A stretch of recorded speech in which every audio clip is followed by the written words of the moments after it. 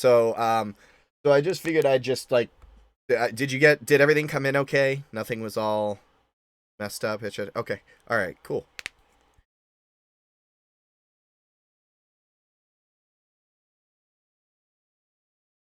That's it. Awesome. Awesome. Glad to hear. Yeah. So we don't mention how you got the beers on stream solely because you're not supposed to ship beer, apparently, even though people trade beer. Yeah, people trade beer all the time. Yeah, it's so stupid fucking rules, man.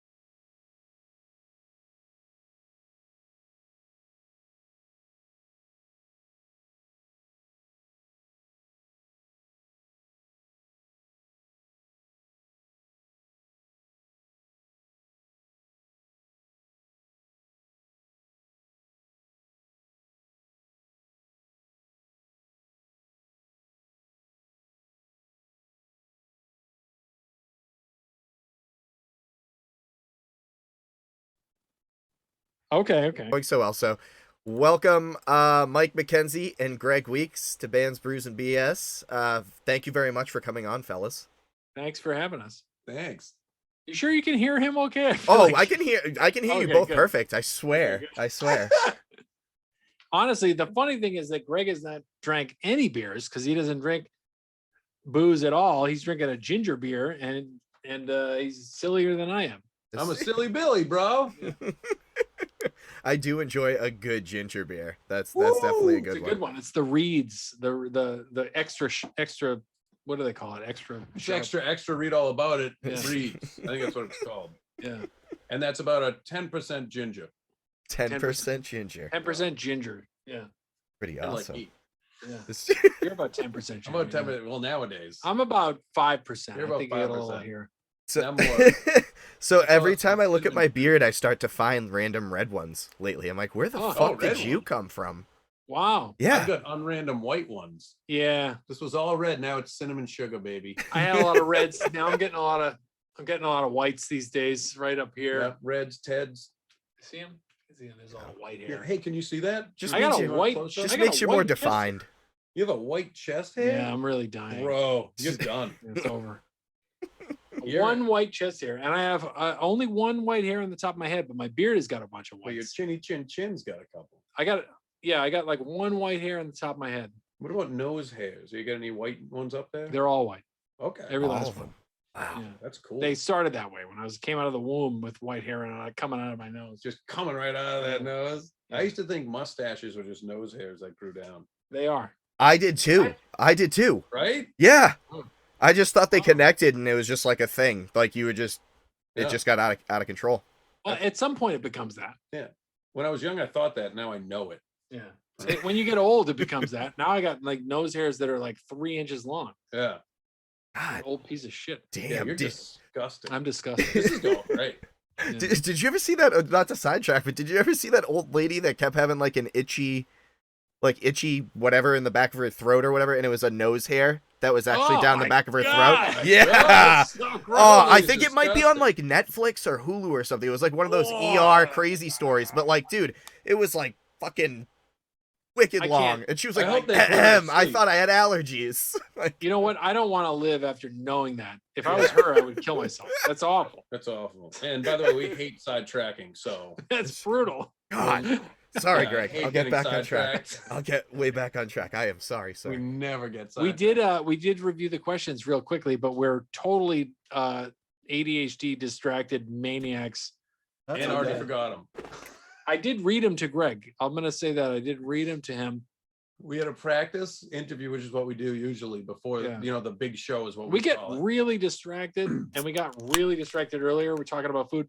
Speaking of that, Oh yeah, food might arrive while we're talking. I might have to go to the door and get it. That's okay. No problem, man. Yeah, we're professional. You don't mind if we eat a little bit while we we're not professional. No, We've no, never it's been an interview. professional. It's fun. It's It's gonna not be fun. as if you told us what time and date to be ready by. No. If you did that, we would have totally been ready. But It was last minute. It was really definitely unexpected. last minute. I literally said earlier today, we will be on time because it's not my stream and I'm not on time for my own, but we will be on time for someone else's. And here we are. Well, we're here. I mean, we're here. We're here. I'm really thankful you guys are here. I have so many questions for you because like we grew up in the same town pretty much, and you and I, or Greg and you? Well, Or me and Mike.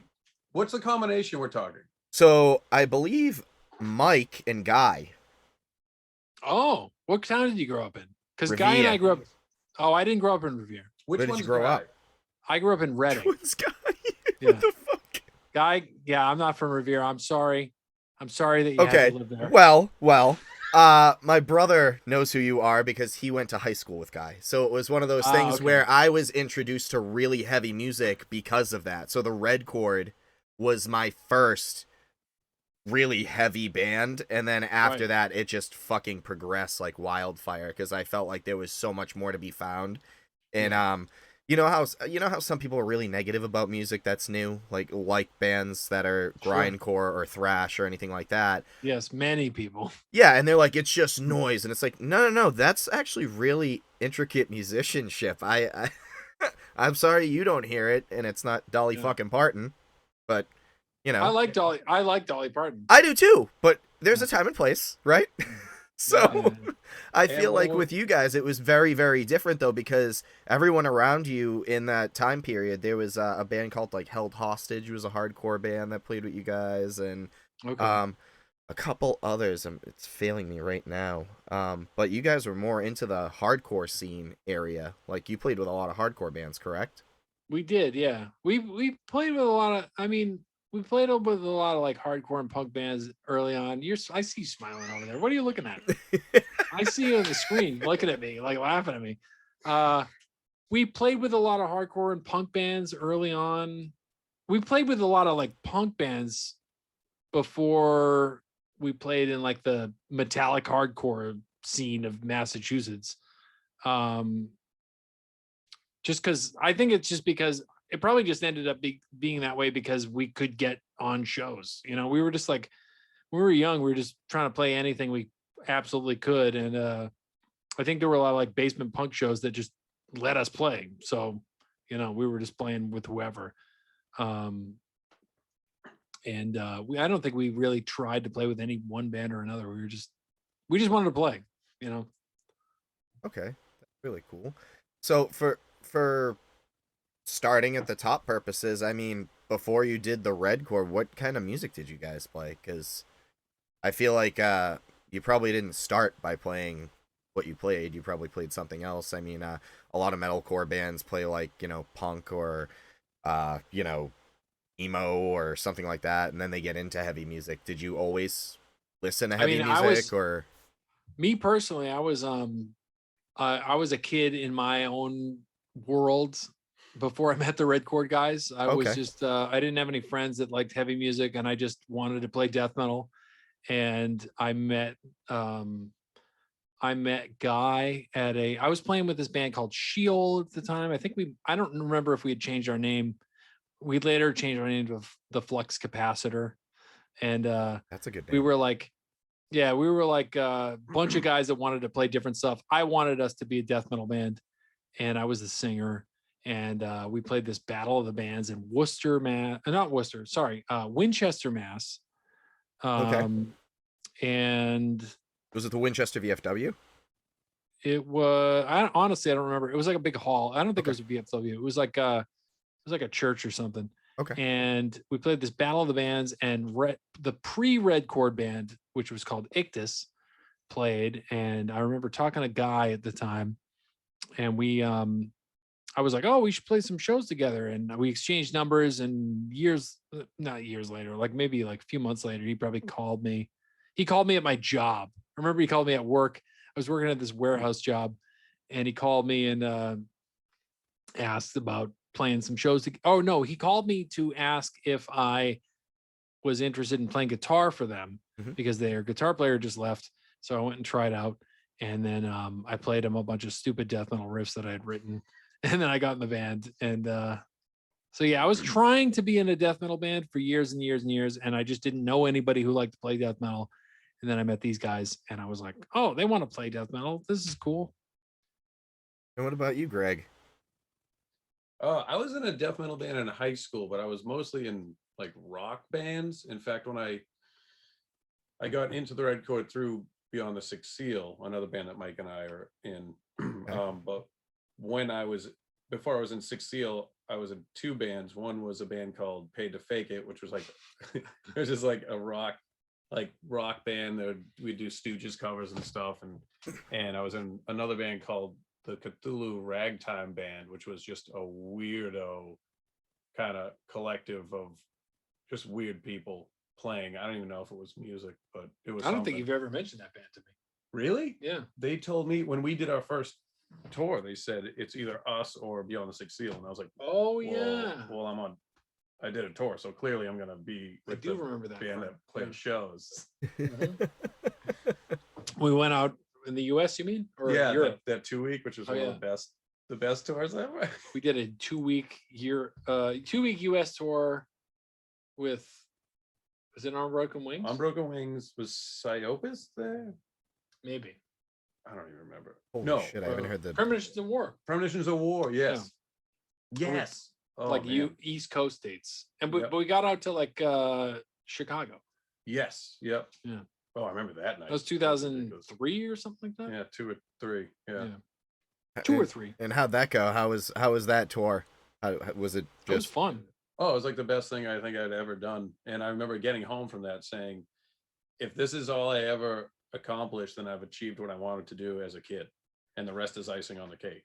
It was it was a lot of fun. We played I don't know, maybe like 2 weeks worth of shows. Yeah. Had a lot of absurd stories Every that came night about. something Every happened. night something single happened. Night, something crazy happened.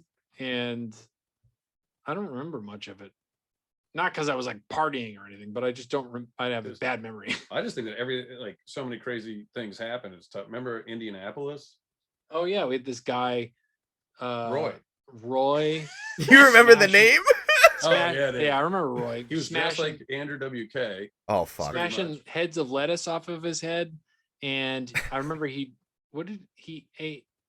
He ate something weird. He ate like a bag of chips that someone put their dick in. No, he put his dick in a bag. Oh, he put his dick in a bag of chips, and then that drunk girl ate the chip, I think. Somebody drank a beer or a cigarette. And then there was a Roman candle fight with Life Once Lost. And Jesus Christ. Then he had to take off. Then Roy puked and went, gotta go see my daughter, and left, and it became like the saddest thing.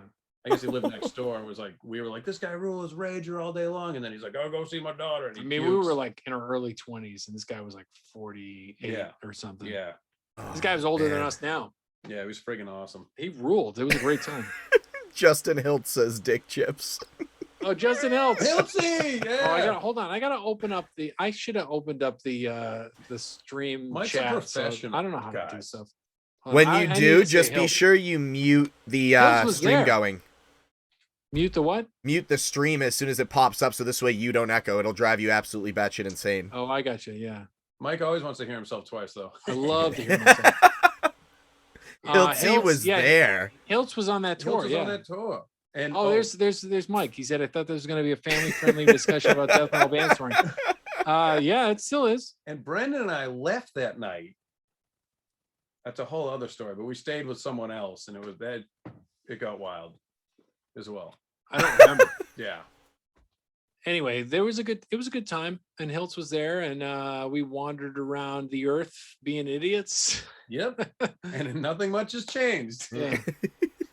No, that was around that. Yeah, like Greg joined the Red Chord around that time, I think. Yeah, it was after the European. We did a European tour, Red Chord tour, and I remember Brendan is the drummer for Beyond the Sixth Seal, and watching Red Chord talk to each other and playing everything. I remember he and I would often say, "I'm so glad I'm not in that band." Oh yeah. And then Because that was 2003 in the fall, and we were in a bad place with each other, I guess. And yeah, I was in both bands at the time also. Adam Wentworth was in both bands. Yeah. And we were doing double sets every night. And Holy shit. I remember I was really I wasn't fit to play double sets at that point. I was out of shape. I was singing in Six Seal and playing guitar and red chord and singing. And then so there's some nights I was just like really spent. It was a lot of fun, but I remember those guys being like, "Oh man, I wouldn't want to be in that band. Those guys fight all the time." Yeah. And they're not having any fun. And I was just having fun because I was in both bands. But it was a fun, for me, I think of it as it was a fun tour. It was a great, remember Johnny Cash and John Ritter died when we were in Europe. Oh yeah. And we discovered the band The Darkness. Oh, that's right. Yeah, because they had a single in Europe at the time and hadn't hit the US yet. And we are like, holy fuck, what is this? This is a great, sounds like friggin' Queen, but now. Yeah. That's pretty wild, man. So what we were watching MTV in Europe or in the UK it's one day, and we're like, whoa, all these songs are way better than US MTV. Yeah. There's something about Europe where bands would go there to get this. I remember White Stripes got discovered there, Andrew WK got discovered there, and then they kind of like our own bands get discovered over there, or they did before they ever came to the States. It's weird. And I also feel this in the US. I always feel that the newer bands got all the attention, where like if we play Germany, if you don't have 5 records, they don't give a shit. Yeah, you almost have to like earn it. The time they wanted they wanted the seasoned bands, and in the States they were like, we want the brand new band. Yeah, now I have no idea what's what. Who knows? Who knows what anybody wants? So it doesn't matter. Yeah. So what was? No, it matters. It matters, man. So what was it like playing in Europe? Like, because over there, heavier music is fucking way more popular than it is here. See, I don't know if I agree. Really? At the time, maybe at the time that was the case. At the time, we would go over there, and I think we played, early on in the early 2000s, we played some festivals here and there, and it seemed like there was a bigger scene. Maybe back in the early 2000s, that was the case, but I feel like these days with the internet and things, the way things are, heavy music is just big everywhere. Like it's obviously bigger in some places than others, but I feel like you guys have heard of the internet, right? It's like it's big on there. They like the internet. I think at the time, like the 90s and the early 2000s, there was like Wacken and all that. And these days, I feel like, maybe we don't have like big metal festivals as much over here. But I don't know. I mean, I feel like people are just as into metal here as they are over there. I think they have more opportunity though to be into metal over there, because but like here, there's always going to be metalheads anywhere you go. But I think there they almost allow it more because they do have a ton of festivals. Oh shit! I think that's. Sorry, Mike's taking a phone call. Hello. Sorry. I'll be right out. Thanks. Is everything okay, Mike? Did you at least order something good? Did you at least order something? We got pizzas. Hold on. Oh, there you go. McDonald's. It's a burger place called McDonald's. Have you heard of that? How much I suck while I well, I never do that. Okay. Mike's just a lonely guy. Thank you so much for asking him to do this. He brought me on because he gets nervous about things. And everybody who's talking to us on this stream, thank you from the bottom of my heart. We don't, he's just a sad guy. I take time out of my day. His family pays me to come up and just bring him some sort of joy. I listen to him babble on forever. But it's just an honor to be here with people that pretend to like him as well. Dude, we got some food. Oh, come on. We'll put the food aside to cool down a little bit while we talk. You need to cool down. You're all fired up right now. Cool the fuck down. Jesus yeah, fucking Christ. relax. You're fucking nuts. Fucking relax. I will say, whenever we played Europe, though, I would say that a lot of kids would have discussions about a lot of different types of music. You could talk to them about metal, but then they'd talk about all sorts of different types of music. Yeah. The other thing is, like, I gotta say that our experience in the mid 2000s and late 2000s really just like is going to be vastly different from now. It's 2021. Yeah, who knows? We haven't even been on the road for over a year now because of COVID, and then we don't give a shit. and, and then on top of that, it's also been a while since we've been out regularly. So I don't feel like we're the most qualified to talk about what people are into out on, in various places. But I'll tell you what, 20 years ago, dude, we know what's up. Yeah. So. I do think that at the time when we first went to Europe, there was more acceptance for metal and heavy music there at the time. Like in 2003, Europe was already like, yeah, we're into this.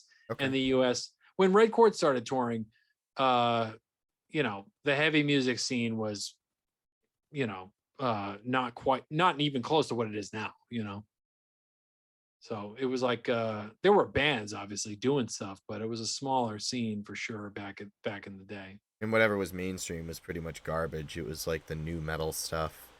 You know what I mean? Yeah. Like the radio nonsense. But who are some local influences for you guys that kind of like got you to want to play more? Because I was talking to Chris Davis from the Ghost Inside last night, and I was talking about how sometimes drummers make musicians better if they're a little bit more progressed than the rest of the band. It makes the guitarist and bassist and everybody kind of catch up to him or try to better themselves in the way that they have a creative process. So for you guys, is that... Did you say? Yes. Do you not agree? Oh boy. But what was the question again? What local stuff got you fired up? Oh, okay. Yeah. Drummers. Woo. He's not a fan of drummers, huh? Well, I mean, they hit stuff, and that makes sense. Local bands that got you fired up. Honestly, for me, it wasn't ever local bands. It was just music in general. What local bands got? I was excited to find out. I mean, I think for me, I don't know. I was excited to learn when I was getting into heavy music and I was young. I was excited to learn that there were local bands that were playing death metal at all, because in the 90s there weren't a lot of Massachusetts death metal bands. There were some. Most of the bands I was into were from like Florida or Chicago or Finland or Sweden, but I found out that there was this band Scattered Remnants from Fitchburg that was cool. I remember I bought their record when I was like 17. And this band was the band that Mike DeSalvo was in. Judah went on to be in Cryptopsy. He was in a band called, why am I blanking on this right now? Mike DeSalvo's Secret Sauce? It's not Mike DeSalvo's Secret Sauce. Okay. I think it was a different name. He did that later. Yeah. He did that band later. Yeah. What the hell was the name of the band? Why can't I think of it? Infestation. There's a band called Infestation from Mass. And there's one other one. Autumn. I know they had a song called Autumn Dawn. What the hell was the name of the band? Delusion, another Mass band. Anyway, there weren't a lot of Massachusetts death metal bands in the 90s that, at least that I know of. Eternal Suffering, which Red Chord ended up playing with a few times early on. Then they broke up. But for me, it was death metal. I mean, I was really into death metal as a teenager, and I did not listen to hardcore at all. I didn't listen to hardcore until I met the Red Chord guys, and then I checked out some stuff. I like Buried Alive and a couple other things, but I really was not a hardcore kid growing up. So me either. Guy would have the answer for that. Guy has a lot of local bands that he would be into, but of them. Yeah, tons of those, but not me personally. And then Greg, for you, were you like going back to, heavy music and everything? Were you into like classical bass or jazz bass? Like, did you play any of that stuff prior? Because I actually didn't play bass until I was in Beyond the Sixth Seal. Okay. Yeah. I've always been a guitar player. I started with saxophone in 4th grade. Really? Picked up guitar, yeah. And then, can you play a bunch of Kenny G shit? I'd only play Kenny G shit. That's kind of what I focused on mainly. And it's not a gold clarinet, guys. It's a fucking soprano saxophone. Respect the man. Whoa. Yeah. I also like Kenny G. I thought he played a clarinet. I didn't realize he played a See, soprano. this interview might be over right now if you keep this shit. Am I wrong? Does he play a clarinet? Again, Everybody thought he played a clarinet. Everyone thought that. Well, I'm glad I'm here breaking the news that friggin' Kenny G, What's the his master of the soprano. What is G short for? What does it stand for? G's nuts. Kenny G's nuts. Yeah, that's All right. Good thing you're defending him because you Yeah. know all about him. I think he's friggin' cool as shit. Mhm. I agree. G and G Kenny G stands for Greg Weeks. Yeah. Thank you, Mike. Kenny Greg Weeks. That's right. Kenny Greg Weeks in the house. Really Yeah. talented. I liked bands like The Neighborhood and Unnatural Acts, Mission to Burma, and the Pixies. Like, I couldn't believe that those bands were from Massachusetts. The Freeze. Oh, yeah. Those bands are great. Slapshot. Slapshot does get brought up a lot. It seems like it's a foundation band for a lot of people. Yeah. SSD. I mean, these are some of the greatest hardcore punk bands. And it's just cool. Gangrene. Do you like Gangrene? I love Gangrene. The G in those stands for Greg Weeks. Yeah. Gangrene Weeks. Yep. You heard it here Gangrene Weeks. first. Yeah. Dino Jr. Like a bunch Dino of Jr. I sound like you now. Dino Jr. Diner Juno. Gino Dooner. I love Dino Jr. You guys know. So for me and my friends, we really got into you guys because we had found you. Prove it. Name them. And- Name your friends quick. 5 friends quick. Name. Prove that you have friends. Go. Quick. Mike Rossetti, Franco Carolin, Joe Okay, good. Sanasanio, Lorenzo there we go. Internicola, and Joe more. LaMonica. Hey, he's got 5 friends. 5 Proved friends. it. There you go. So yeah, Okay, I do. go I have ahead. 5 friends. That's all I've got though. Well, that's all you need. I've only got one, and Yeah. it's not him. It's not even me. So we found you guys when we found Between the Buried at Me at the same time because we had gone to a show that you had played. I write a lot of shit down. So like at my parents' house in Massachusetts, I found like a lot of old shirts and stuff like that. So that was kind of like the nostalgia thing for me, is to go back and look and see what I had. So I had found Clients and Pray for Eyes inside of like my CD holder. If people don't know what CDs are, they were little discs people used to listen to. It sounds fucking crazy. They're almost compact. Yeah, they were They're compact. little, but they're like compact. Yeah, they were like Like a compact Blu-ray. cars. Wait, fuck, those don't Just even discs. exist anymore. You know what I mean? I Like, just ordered some Blu-rays. did you really? Yeah, they're like $5. Great quality. Great quality. That's great. It's great quality. That's great quality. You can see all the things. I don't have good enough eyes to watch 4K shit. Yeah, 4K is not I'm much. old. You and me both. Who cares? Can't watch that shit. You don't watch that shit. Fucking break it in half. 4K's for these young assholes. Break that hard drive in half. Yeah, give me a 2K. I'm fine. You said when you lived in did you move out of Massachusetts? Yes, I live up in New Hampshire, Oh, okay. so I enjoy it up here. Oh, Jesus Christ. Oh shit, dude, you're a pest. I moved up here years ago for a job, and then ended up really liking it up here. I met my really cool wife up here, and it's What makes it cool? 5 reasons. Go. 5 reasons. 5 quick. What makes reasons. it It's cool? quiet. I'm not next to people. People No, fuck drive that. much better. Your wife. Your wife. What makes your wife cool? 5 reasons. You said she's cool. Oh, Go. she's funnier than me. She can cook way better than me. She's stronger than I am. Whoa. She doesn't take any shit from anybody off the bat. One more. And One more. Hurry. Uh-oh. she can learn shit with no problem. Me, Oh, okay. I gotta YouTube everything. She's like, oh, I That's fucking good. got this. He's got a cool wife. There you go. See, That's a Damn. five quick friends facts. And 5. I reasons keep he getting has a cool fucking anxiety every time he does it. Dude, I'm ready, baby. I don't Woo. know. I've had too many beers. I can't do that. You I'm can't. pumped right now. I'm like juiced. I am gonna crack that final beer. I'm gonna. You should what do is it. Just do This it. Go also for it. says that either you or I are formerly of the Red Chord. I don't know. Did I get the memo? Am I? the one Oh, it that's says out? formerly of the record. That's right. Which one of us is out of the band? Well, no. It's the Red Chord's not around anymore, technically, right? Or is it just still hiatus? The red cord never went away. We just stopped. Here's the We thing. just don't want to do anything. So that's Here's my fault. question. Here's my question. This is not on you, but what determines whether or not a band is considered active? How much time passes? Ooh, philosophical and shit, dude.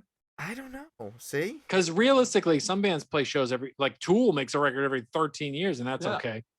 Yeah, but You know? it And they're not even very good. I was just gonna say that. I was gonna say I waited 10,000 days for some bullshit. That's what I waited 10,000 fucking days for. I mean, it's Stick fine. to wine. Stick to wine.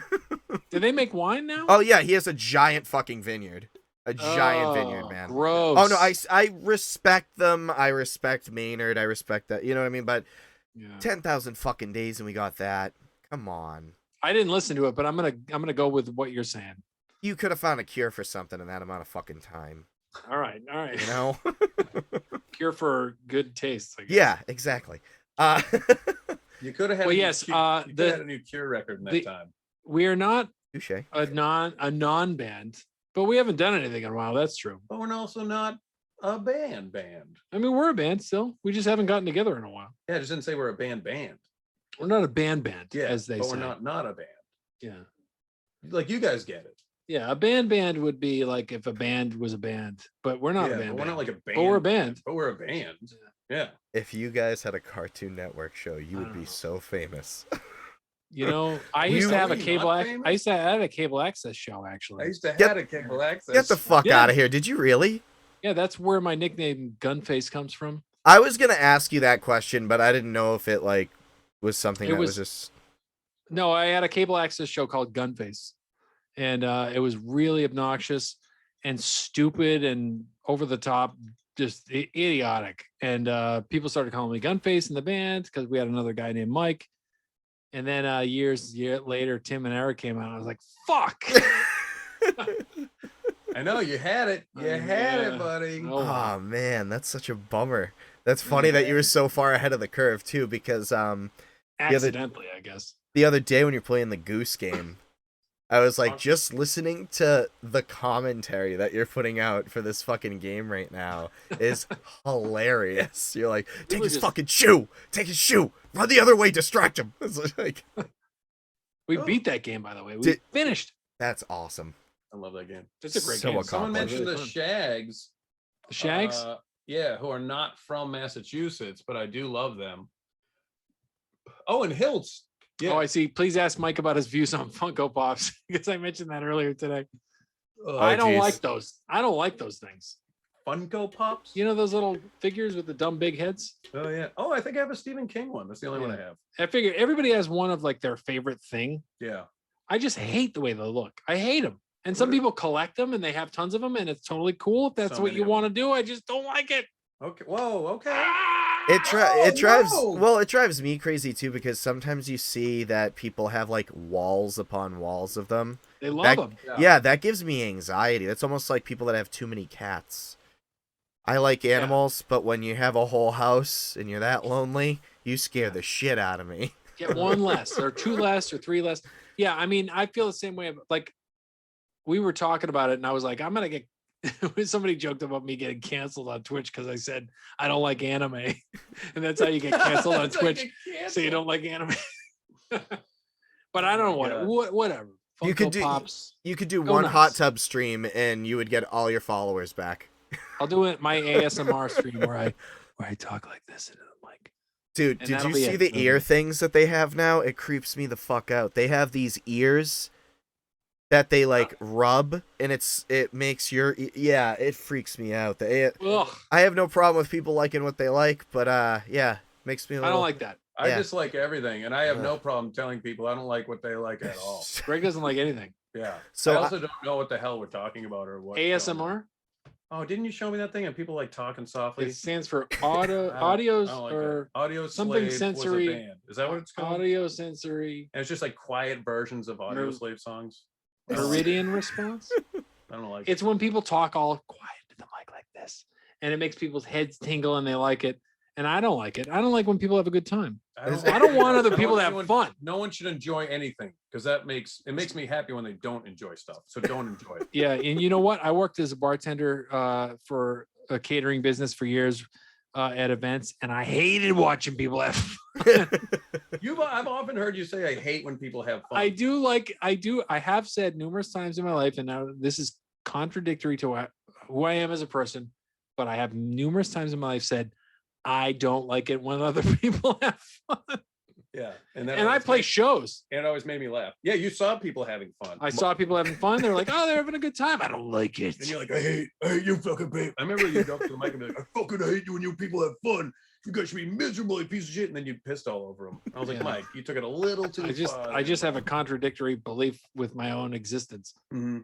I don't want to exist. The fact he's like, Mike also doesn't like vocal coach react videos. That's Vocal true. coach Wait, oh, you mean react. vocal coach? Yeah, somebody brought that up in our Discord. What is it? So we're gonna have to. I just want to let you know that everything you say about anything that's happened in the last 2 years on the internet, you're gonna have to explain to Greg because he doesn't know what that What's is. a Discord? And I don't even know what that is. Discord is it's like a chat thing where people can talk and fucking chat and stuff. It's AOL Instant Messenger, but just Yes. a chat room Yes, for private exactly. people. Oh, okay. So let's go back a second. Tell Grandpa what this is. What is it? So on YouTube, there's this What's trend. YouTube? This thing. Just kidding, guys. Can't tell you that.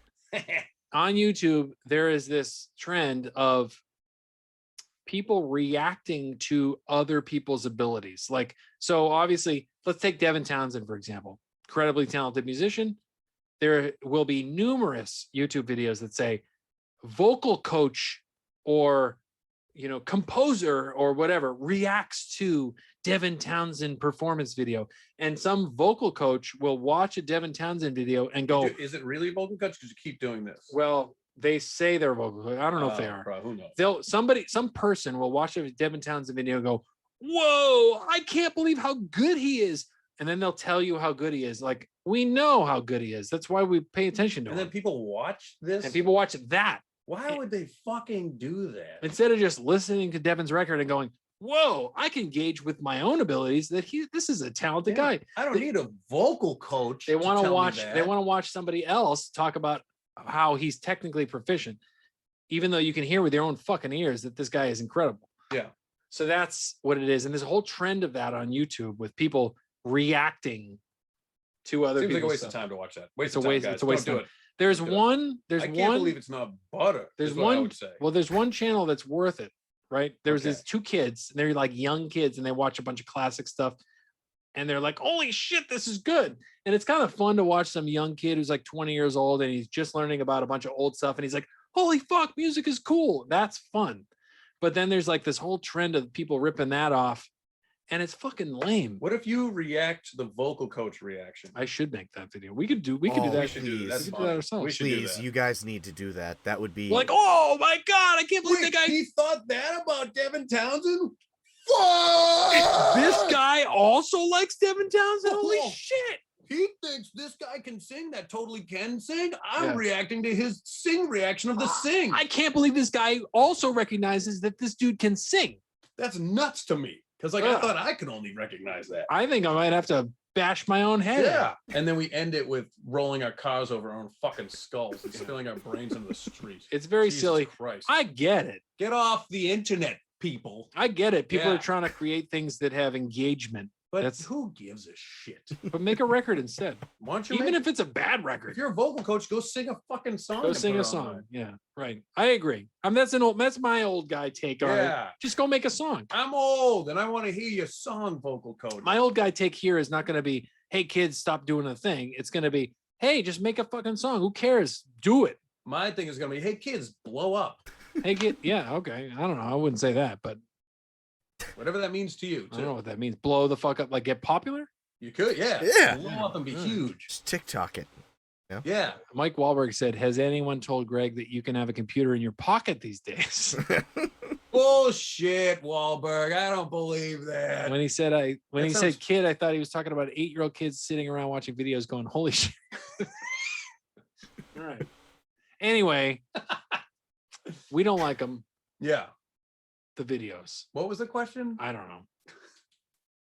I don't know. We just went off on a tangent. You want to It's ask okay. us a real question? Yeah, hit us with. We did look over the questions that you sent I've over. already forgotten. It's okay. I asked you like 2 out of the 8 that I normally ask. So, playing things like New England Metal and Hardcore Festival, like what was that like? Playing something that's kind of like a staple for the New England scene when it comes to metal, hardcore, and more.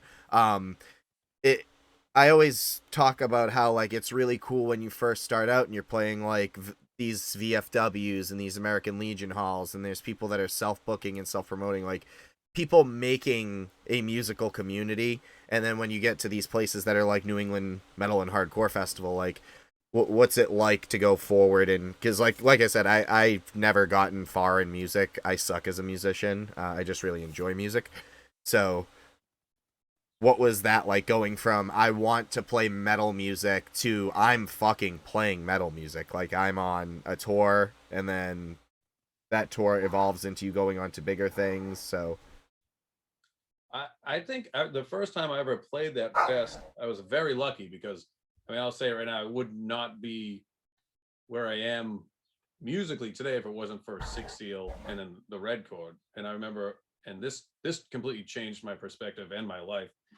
I think the first night of that 2-week tour was a New England Hardcore Metal Fest.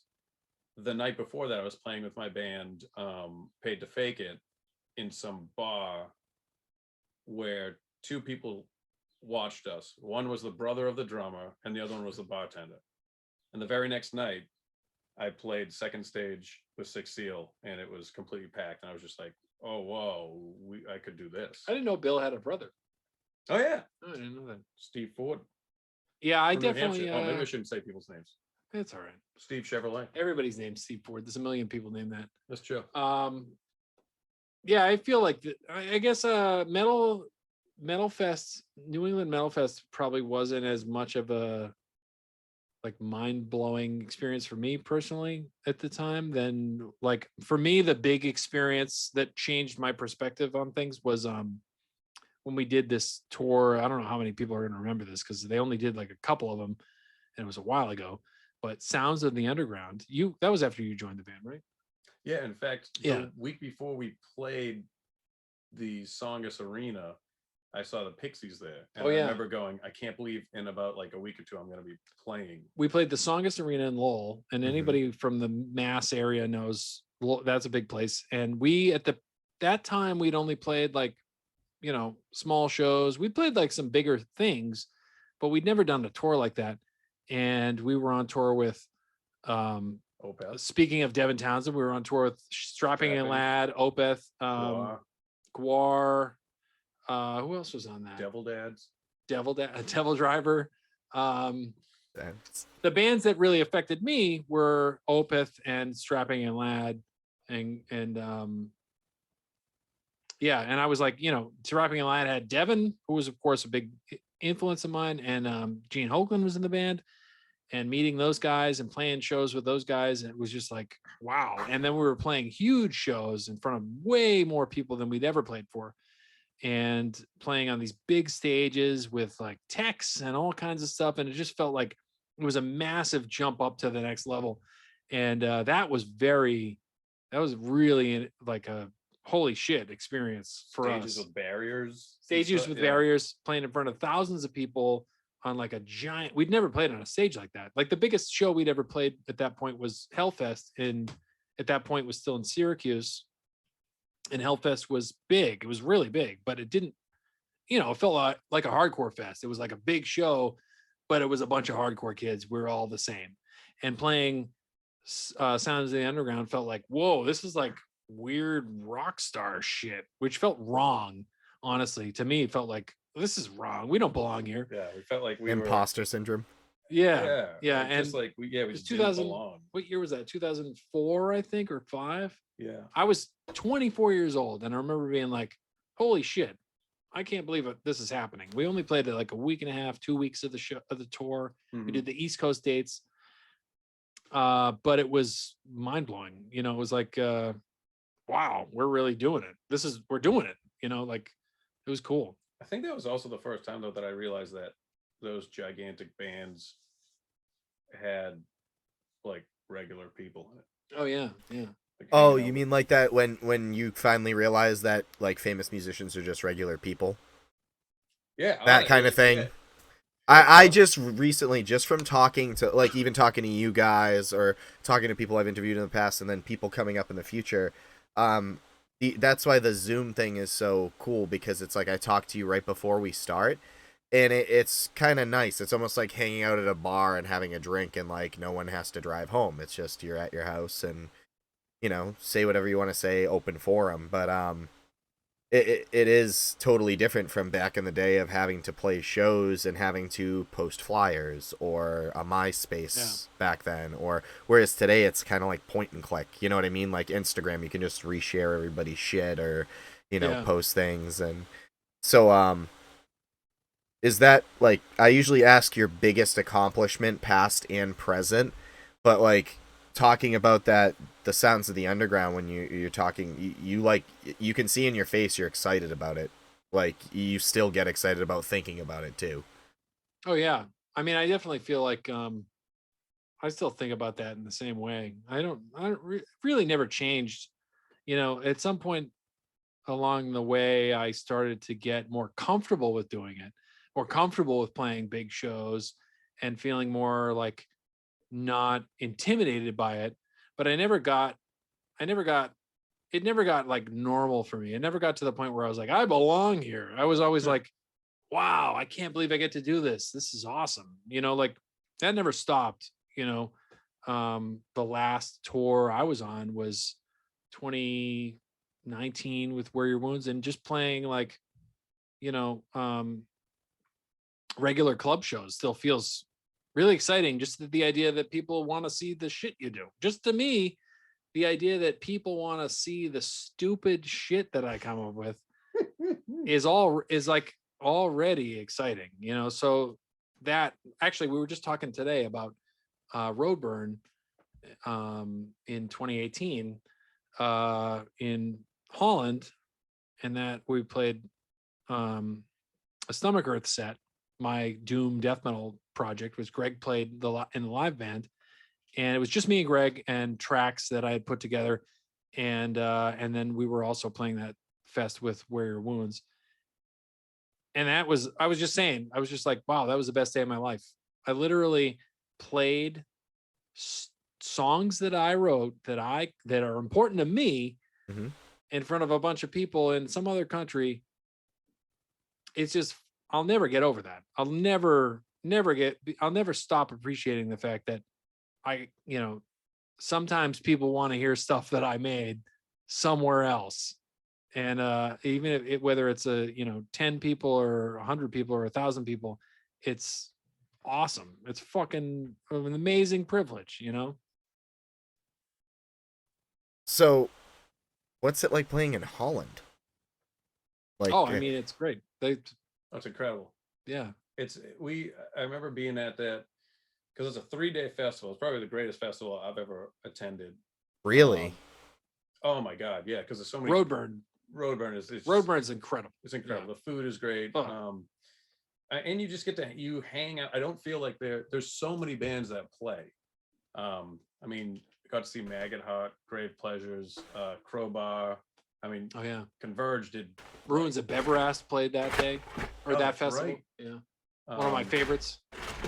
And so I think there's more. Maggot Heart was good. I watched them with you. Oh yeah, they rule. Oh wait, Beast Milk played too. Yeah, well, Grave Pleasures. Oh, I'm sorry, Grave Pleasures, which you Greg streamed on his phone to his wife. My wife's a huge Grave Pleasures fan, so I streamed it while they were playing to my wife, who was at home. That's awesome. Because they had Wi-Fi in the building. We found Wi-Fi in the building, so she like watched and she's like so excited. I mean, it could probably sound like absolute dog shit, but the funny thing is, for her birthday or something later on, they released that. They pressed that night on vinyl, so I bought it for her, and I was like, you could probably hear Mike and I yelling or talking during this whole thing if you listen closely in the live recording. That's fucking cool, man.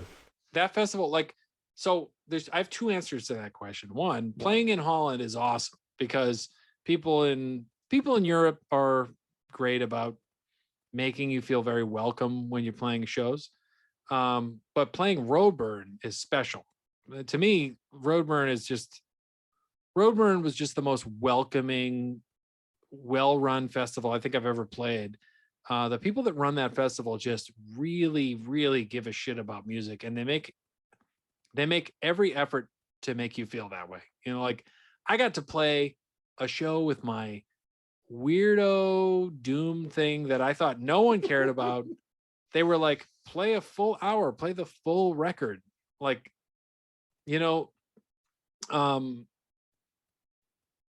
it was just like, I honestly, I've never felt more welcome at a festival than I have at that festival. Those people are fantastic. And the people that go to the show are really open to stuff. And it was the most receptive crowd I think I've played to. And Stomach Earth's played 3 shows, I think, or well, we played a few shows leading up to that.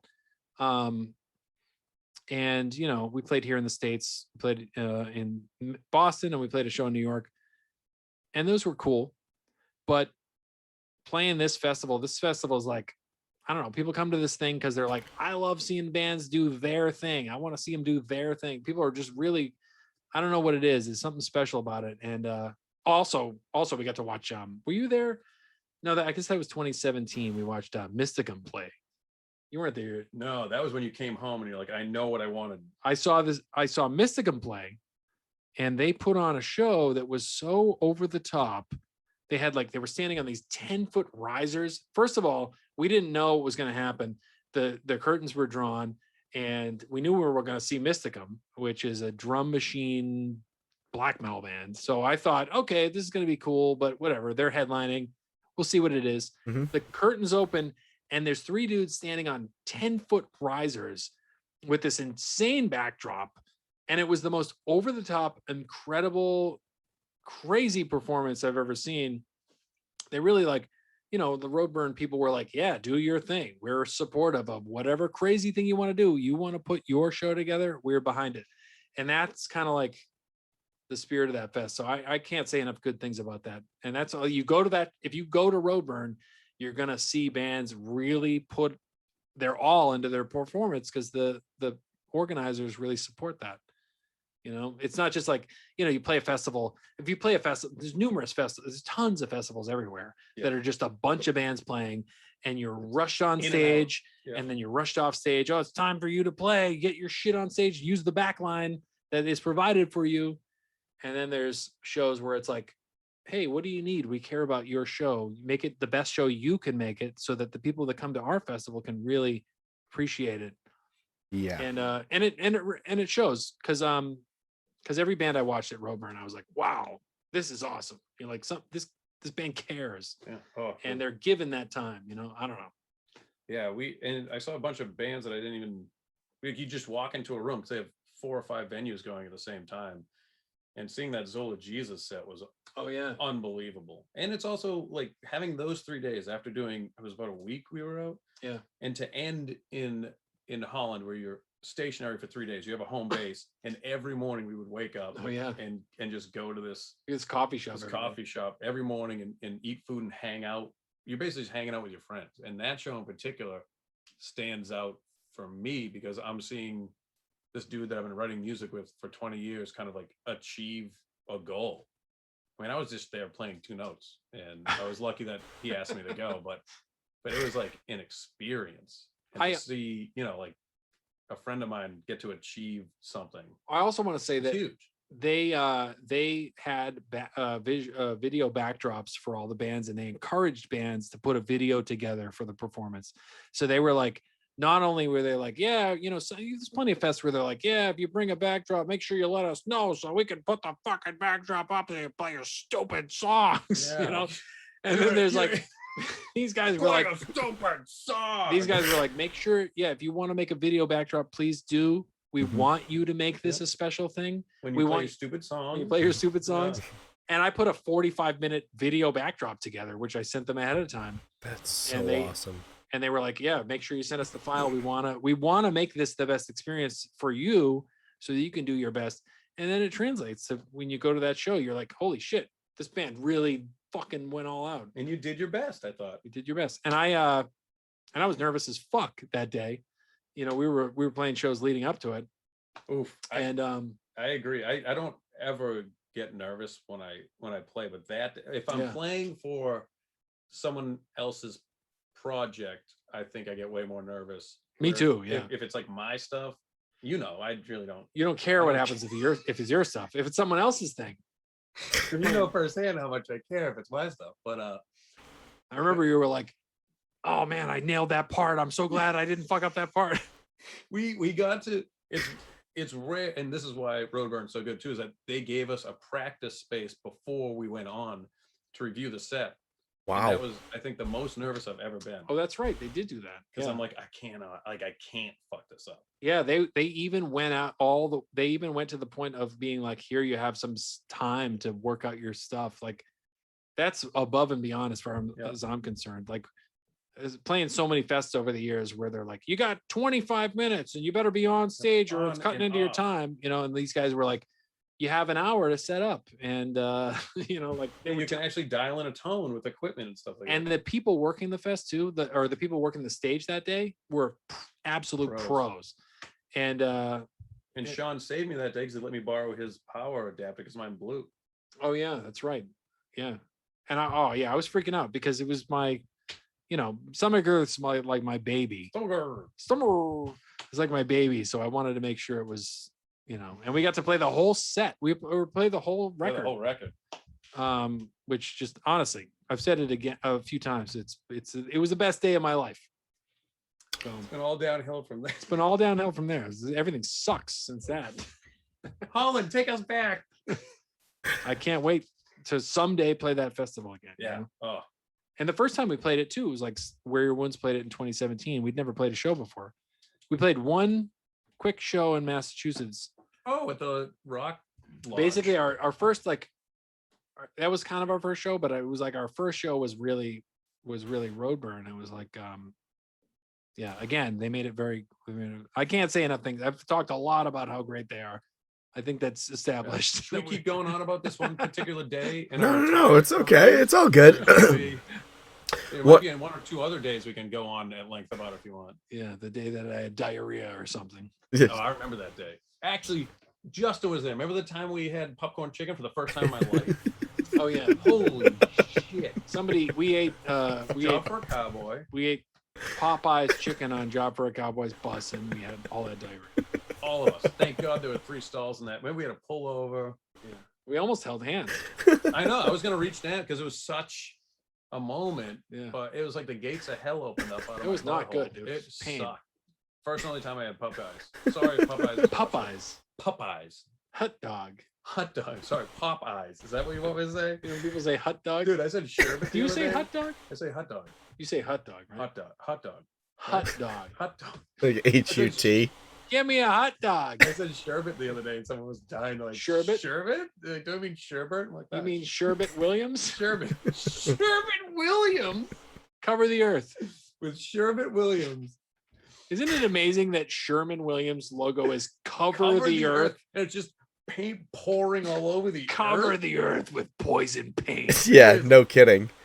At one point we had lead in it. You know what I mean? Yeah, like they haven't changed that yet. They haven't changed that logo yet. Cover the earth, and it's just isn't it red paint? Drown the animals in our paint. In pure blood. Kill. Sherbet. Sherman Williams. Cover the earth and kill your family. Kill all life. Sherbet. So this in taupe. in taupe. In taupe. Taupe. Maybe a How's the interview mauve. going? I like halfway through an interview, I like to ask how it's going because I think it really breaks it up. Yeah, not well. I can't shut up. This is the stuff that I like. No one ever asks bands what they started out in, so I feel like, everyone talks about what fucking goddamn it.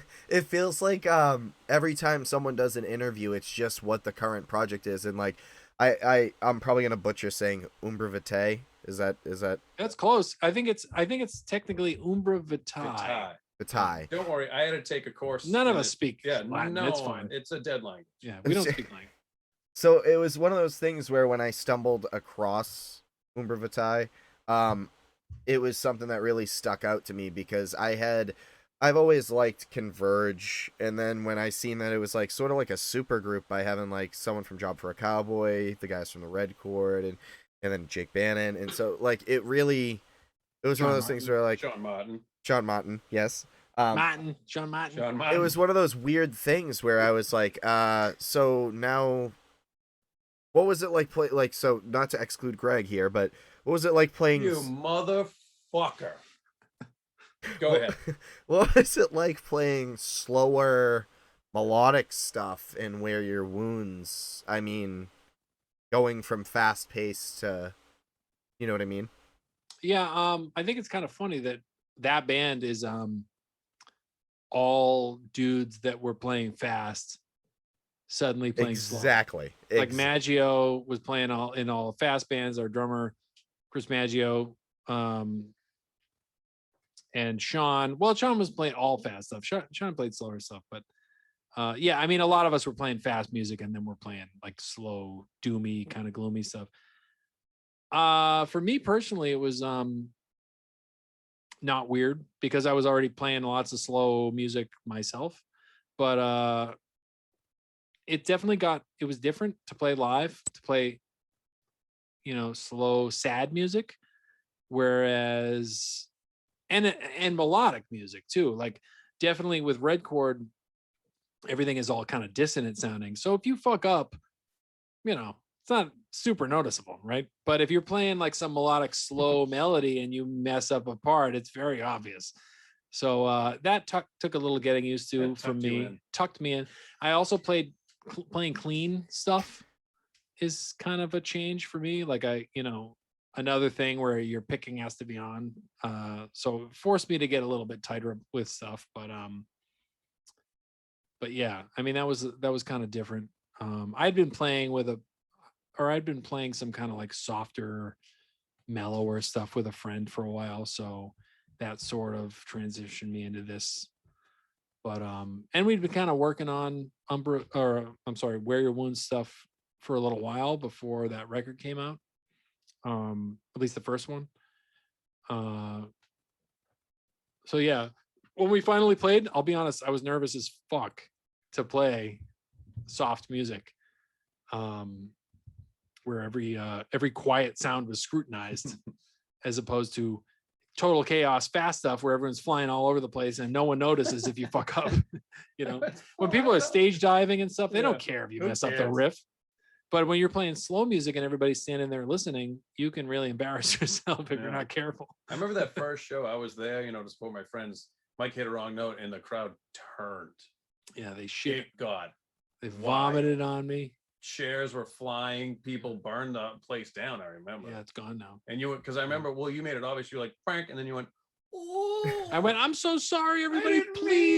Please forgive me. And the rest of the band was like, Mike, you shouldn't say that. And someone said, fucking burn it. Somebody broke my knee. Yeah, they cracked him in the knee. Yeah. He had to be on a plane the next day too to go play the other big boy show. Right. Yeah. The other Check that out. No, it was a little shift. Turkey shift. It was a turkey shift, as they say. So how did you guys link up with Jake though? Like how did you link up with Death Wish and? Well, I started. I think I must have been like 2013, 2014. I think it was 20, or might have been earlier than that. At some point, Jake asked me if I wanted to play. He said he was working on a solo project and he asked me if I wanted to play some parts on it. And I said, yeah. And sorry, you said LinkedIn. Yeah. You said LinkedIn, Fat Kid LinkedIn. Dillas. We were using LinkedIn. He sent me a message. Jake sent me a message on LinkedIn, which we use for everything. We use it for everything. We use it for everything. We use it to communicate through the bands. No, we toured with Converge. We've known those guys for a long time. Actually, Kurt recorded the first Beyond the Six Seal record. That's how we met Kurt first in it was before we were saying 20. It was 2002. Yeah. It was 2002. 2002. And I hadn't met Jake until Red Chord tour with him. But somewhere along the line we connected and he asked me to do some leads. So I recorded some lead parts. And then he asked me to do a few more, and we did a few more. And pretty soon we were collaborating on a bunch of stuff. we did that first record that was like a solo project with guest appearances, and then the second record sort of came together more band-like form because we had already done some shows together, and Jake had sort of pulled the guys in that he wanted to play the live show, and that band sort of became the Warrior Women's Band. Then we started contributing stuff, and it just sort of organically turned into a band. But it definitely started as a solo project with guests, kind of morphed into band form. And then Umbra Vitae came about in a similar way, where we were just riffing on tour and at the practice space and talking about. I think it's like there are like 2 points of no pun intended convergence, where it made sense. Because he's in that band. Okay, I was gonna say it, but then it wasn't gonna be a joke, but then it turned into a joke. You're a fucking joke. I'm a joke. So Jake and Sean had talked years ago about doing a heavy thing together. And then at some point, Jake and I were talking about doing a heavy thing, and those sort of became one thing. I think I said something like, I don't know, I was riffing on something, and I was like, oh, what if we did like a death metal this or that? I don't know. It just kind of happened. And then Greg was like, oh. That's true. Actually, after I often say that when we got home from that road burn thing, I think you brought it up. You're like, oh, yeah, we're doing this new thing. And I think and I was like, oh, that's cool. They're doing a death metal project. And eventually you asked me, it's like, hey, would you be interested in playing bass? And I was like, cool. And it wasn't until we were writing and I said, hey, this is great, man. All these people are amazing in it. Thanks for inviting me to play this. And you were like, oh, I didn't ask you to be in it. Jake asked. Oh, it was Jake's idea. Yeah. You were like, it wasn't my idea. I was like, oh, well, thank you. I mean, here's the thing. So Greg and I are in a lot of bands together. And it's kind of assumed that if one of us is in a band where the other person needs a member who plays one of the things that we play, we're going to ask them. If I need a bass player, I'm probably going to ask Greg. If he needs a guitar player, he's probably going to ask me. And it wasn't even me that asked him to be in the band. It was actually Jake was like, oh, Greg should play. And I was like, oh, yeah, perfect. Yeah. I think it was just that Jake, I think when you guys were coming up with the idea, I was in the closest bass player in proximity. And he's like, well, I don't want to play bass. He plays bass. We just get him. He said, I just want to sing. We should ask Greg to play bass, I think. Yeah. And we were actually going to have Chris Maggio play drums at the time, but he couldn't do it because he was playing with High on Fire and he just didn't have the time. So then we asked Charn to do it. And I was like, oh, perfect. We're done. And then he was like, oh, I want to have Sean play guitar too. And then we were a full band. Yeah. And then we started writing stuff. And it's nice. It's the first band I think it's the first band it's the first death metal band I'd played in for a while where we had that many writers. And it's awesome for that reason. It's like everybody's writing riffs. So you asked about one band and then I told you about another band. Yeah, you were saying you didn't want to hear about our new band, and then guess what we told you about it? We don't care. Yeah. We don't care about rules, bro. I was just one of those things. Can I add you on LinkedIn? Rovilm is asking. Oh, yeah, definitely. Yeah. So it dawned on me just now when you were telling that story too, where I watched you play with Between the Buried and Me, and it was actually fucking Rocco's in Manchester, New Hampshire. Oh, okay. I remember that show. Was it just us and them? Yes. Just the both of you, and it was probably one of the coolest shows I've ever been to. It was fun. It was chaos as well. But you were in the band. It was that little stage that came. Yes. Big show, little stage, just us and them, and it was a hot summer day, I think. Yeah. Okay. Yeah. Rocco's was terrifying because when like hardcore shows would happen there was mirrors on the wall at one point, and these kids would just full clip fucking blast them with their fists. And they'd be like throwing down and like just wrap their hand in a t-shirt and just fucking buckle it. And you're like, oh, that's awesome. Jesus Christ. Smashing mirrors. Yeah, I'm pretty sure. Bad luck? I love, what are they doing? Bad luck, guys. I love playing New Hampshire. New Hampshire always had like. That show was fun. I remember. Wild people coming out. It was great. That was one of those like random off tour kind of, we're going to play this one show things. It was a one-off show. Yeah. we were in like a downtime period at that point. Were they coming through? I don't know. What the hell were they doing? I don't know. We were just doing They were on a tour with a couple other bands. I can't remember Oh. exactly who, but I know that it was like it was posted on MySpace at the time that it was going to be like a one-off show at Manchester. And it was funny because I knew the guy that booked the shows at Rocco's. I have no clue what happened to him. From what I've heard, probably something horrible. But Didn't Rocco's have some kind of weird thing with their owner or some sketchy stuff? dude, the owner, like at one point, I think one hardcore band didn't get paid, and they went to his house and kicked his fucking door in. So like, fuck that noise. Like, I would never want to be a promoter that's hunted down and fucking Incredible. So it was one of those things where it was like a one-off show that was announced kind of last minute. It wasn't really. I think it was literally 7 days notice. Okay, that he posted it. That's amazing. So it was a really good cool turnout for that. Yeah. It a was lot of people. fucking packed, and I remember someone fucking breaking their ankle in the parking lot. Oh my In god! the parking lot. Yeah. What, dude? How does that happen? Were they It was Pre-gaming? it was Karate kicks? it was a dude that was pre-gaming with his girlfriend, and she was wearing heels and just fucking literally she looked like Bambi coming out of the womb. She was like, "Eh," and like Oh, God. literally you just heard this ungodly twig snap, and I was like, Oh, someone should probably call an ambulance. And her Awful. boyfriend was like, no, it's not broken. When you're drunk, you just ragdoll. And she went to stand up, and it just crunched. And I was like, ah! oh god! Fuck. Dude, that guy, I hope Just that, leave it. that guy better have still gone to the show. It's like Wayne Gretzky. There was a rumor that Wayne Gretzky was in the playoffs. Someone nailed the glass. The glass fell out onto his wife who was watching the game. She went to the hospital, and he finished the game and then went to the hospital. Oh, what a good guy! What a fucking nice, great That's partner. a real man. Go into that hardcore show. Your girlfriend's got another ankle, bro. Jesus Christ! That's why we got two, bro. That's I'm just saying, bro. You got two ankles. I will say this though. Between the Bear and Me, one of the greatest bands of all time. Yeah, they're great. Always fun, They right? streamed their live concert on Twitch like a week or two ago, and I was just Oh, yeah. fucking enamored watching it. I was just like, Yeah, they're good. they're so talented, and it was really funny because when I found Between the Baron and Me is when Giles, his like electronica thing Oh, had yeah. come out, and all of our friends were just like, this is the weirdest shit I've ever heard, but it's also really good too.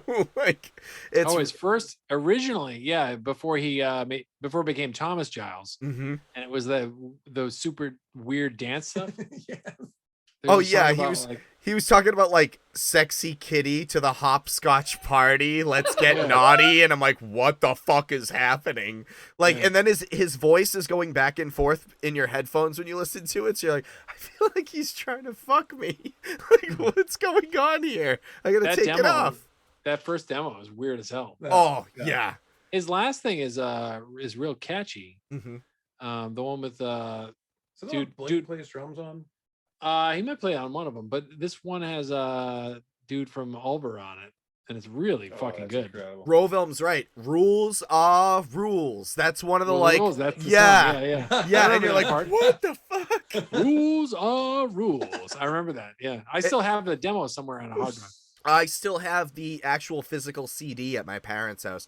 My Yeah. mom literally was pulling out like red Chord t-shirts, the Carrier hoodie, fucking like Letter Day, the pop punk band, and like she's like, do you want me to throw these out? And I was like, if you throw those out, I will say I'm fucking adopted. I will disown you as a mother if you throw those out. So like I have like a whole Wow. Rubbermaid tote that actually has old t-shirts and stuff like that. And it was really funny because like I don't know if you probably do remember, but like a lot of people wore tight shit at one point, like dude. overly Oh, yeah. tight shit, and it was like bro. a medium. It was it was between a small and a medium. Medium. So like a lot of my t-shirts, they fit me now because I've lost a bunch of weight, but I was a fat shit in high school. I looked like if you took John Lovitz and had him mate with Rosie O'Donnell. Oh That's my God. exactly what I looked like. Oh yeah, if I shave my face, you'll be like, I fucking see it. You won't be able to sleep. Greg will have See? nightmares for weeks. So you're a looker, is what you're saying. No, not at all. Not at all. It's like when people say don't say Voldemort. It's like don't say my name. I'm unfuckable number one. when I was in high school. But But you still got a cool wife. You Oh. gave us 5 reasons, bro. yeah, exactly. I gave you 5 reasons, and she's fucking way cooler than me. People say it all the time. I'm cool with it. I've accepted it a long time ago. It's the way to go. Yeah, that's what you want, though. Exactly. So over this shitty pandemic, did you take time to Plandemic. just oh, and episode pulled. All the tinfoil hat wearers are gonna fucking fly right in. Ugh. Sorry, What was that? Go ahead, say it. I don't even Gross. care. I just said that's gross. Oh, that's fun. Over funny. the pandy, what Yeah, are some Pandy. things? I like that. Yeah, you go, some pandy. What are some things that you guys have been doing? Have you been writing solo? Have you been doing some different things, trying some new stuff out, find a new hobby, anything like that? I don't think I'm talented enough to have I'm barely talented enough to have this as my hobby. So just doing this. Oh, actually, we released a record this year, right? Last did? year? Last year. Which band?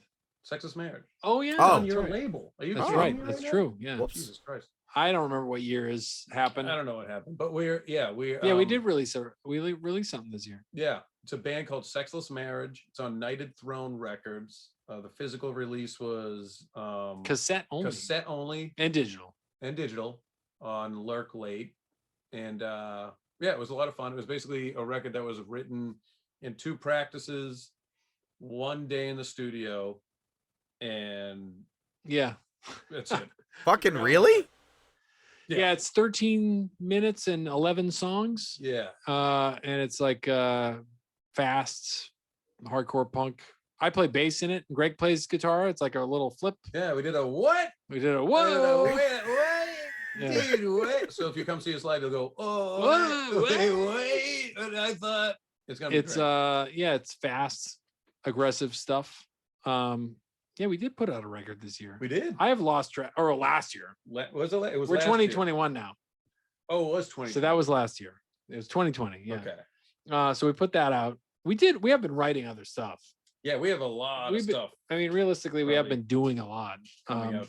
You know. The pandemic the only thing the pandemic changed is we can't play shows while we do it, but we're still writing a million Yeah. things. We have a ton of projects. I actually have a spreadsheet that I pull up because I can't remember all the projects that we're doing. Well, when I asked you to do this, you're like, oh, no, let's do the 12th. Let's do the 12th. You know what I mean? So that was one of those things. Thank you for coming on Focused. Justin Hiltz, Rovolm, the Hammer Helm, and Fat Kid Illis. I try to acknowledge Yes. people in the chat. It's always hard because once you get into a conversation, sometimes like we've veered off on random things. You know what I mean? Yeah. It's always really fun. That's why I like letting people riff because it's just really fucking funny. So Sexless Marriage is, you said, more along the lines of like a punk thrashy record. Yeah, it's Yeah. like it's kind of like just like a pissed hardcore punk stuff with short songs. I guess I don't know. I mean, what would you describe it? like as? a power violence kind of power record, I violence-y. guess. I have no idea. There's Just fast. fast stuff. They're fast. The songs are short. I basically stole riffs from Slayer and Black Flag, so it's I don't hear it honestly, but yeah, we did that, and we're also finishing up a Beyond the Six Seal record, which we started recording before the pandemic, but now we're finishing up the mix of it. We got some guests appearances on it, yeah. which I totally forgot to send him the track today before Oh. we got on here. I'll have to send it to him after. Well, we might. There you go. No, at least you remembered. At least you Yeah, remembered. Because if you I didn't remembered. remember it and you woke up tomorrow, you'd be like, "Fuck." Yeah. Yeah, Well, he's not saying he's actually going to send it. He's just saying he remembers. I he has remembered to do it. I might not do it. If you Yeah. have that triple IPA, you're not gonna remember to do it. Oh, I crack won't. it open, I baby. won't be doing. Well, I will once we crack the pizzas. Creep, but, crack. Oh, the crack, pizzas crack, are here. So we got that going on. Hold on, I'm gonna pull up the Yeah. spreadsheet because I don't remember shit unless I look at the spreadsheet. It's one of the reasons I screenshotted it. I just did a project that we recorded. It was just me and this other dude. I'm not sure what it's called yet, and I don't know when it's going to be released. So look for that. But Sexless Marriage will probably be back in the studio for a second record this year, maybe release it next year. Fucking I don't know. awesome. Do you Anyone guys else? record yourself? Depending on the project. Yeah, depending on the project. What the fuck is the list? And we're, hopefully there'll So be much another for a Umbra spreadsheet, Vitae. man. Oh, here we go. I have a lot of spreadsheets. I was trying to fill time. Not bad, right? So we Not got bad. Six Seal. Six Seal is wrapping up. We're mixing that. Wrapping it up. Wrapping it up. Rip. This is the Knighted Throne lists, which most of these things Greg is on, or some of them. Or none of them. Greg's got another thing. I don't know if he wants to talk about that he just told me about, so maybe you don't want to talk about it yet. Oh, Mora Weeks? Yeah, I don't know. Yeah. What that and the other project. What's the other one? The other rock record. Oh yeah. I'm also. It's brand new. I didn't want to blow up your spot. Yeah, this is so He doesn't like to talk about his own stuff. Yeah, I'm in a couple other bands, unfortunately without Mike, although I've been trying to shoehorn him in there, but the other guys don't like him. So No one likes me. I'm in a couple other bands. One of them is called Labor Hex, and I wrote a bunch of stuff for it, and it never got used. So now I'm going to take that, and I think I'm just going to make a rock record with it. Mm. And I already asked Mike to be on it, so it'll be. And I said yes, of course, because I say yes to everything. It's just like Greg does. We'll see in what capacity, and we'll see if it ever sees the light of day. Yeah. Okay, I got let's see, what other bands are you on? We got other projects here. I got an ambient record that I'm working on. Another thing under my own name. I did a record called Resplendent Hosts in 2019. It was the first release on Knighted Throne. It's just kind of droney. Well, it's not droney. It's like kind of cinematic sounding stuff. Okay. I have another record called Phobian that I'm working on. We're doing more Unraveler stuff. That's my video game music thing. I've got a project called Inhumanists, a project called Dualitists. That's electronic stuff. Working on more Stomach Earth stuff. This is why I have a spreadsheet, because He has a Striper cover band. I have a Striper cover band, which is on here, but I wasn't going to tell you about that. Oh, Why'd you sorry. tell I don't know. I'm sorry. That's what I thought you were saying. I'm not going to share that yet. I'm sorry. It's just their demo. I Ouch. cover their demo. Striper demo cover I band. cover their demo 3 different times, 3 different styles. I've got another grindcore thing.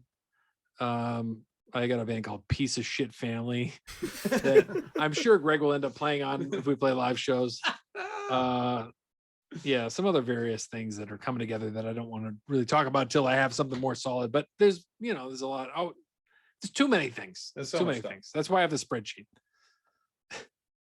So Did that answer any of your questions? no, it did. It did, That's the because pandemic. you guys like playing different things, and it's really cool to see you still be creative and have your outlet during the pandemic. And it kind of gave you like, a lot of people don't have that. So like during this whole pandemic, my personal life, my job, it's not like I had to miss out on anything. I had to go to work every day because I had to be one of the frontline people.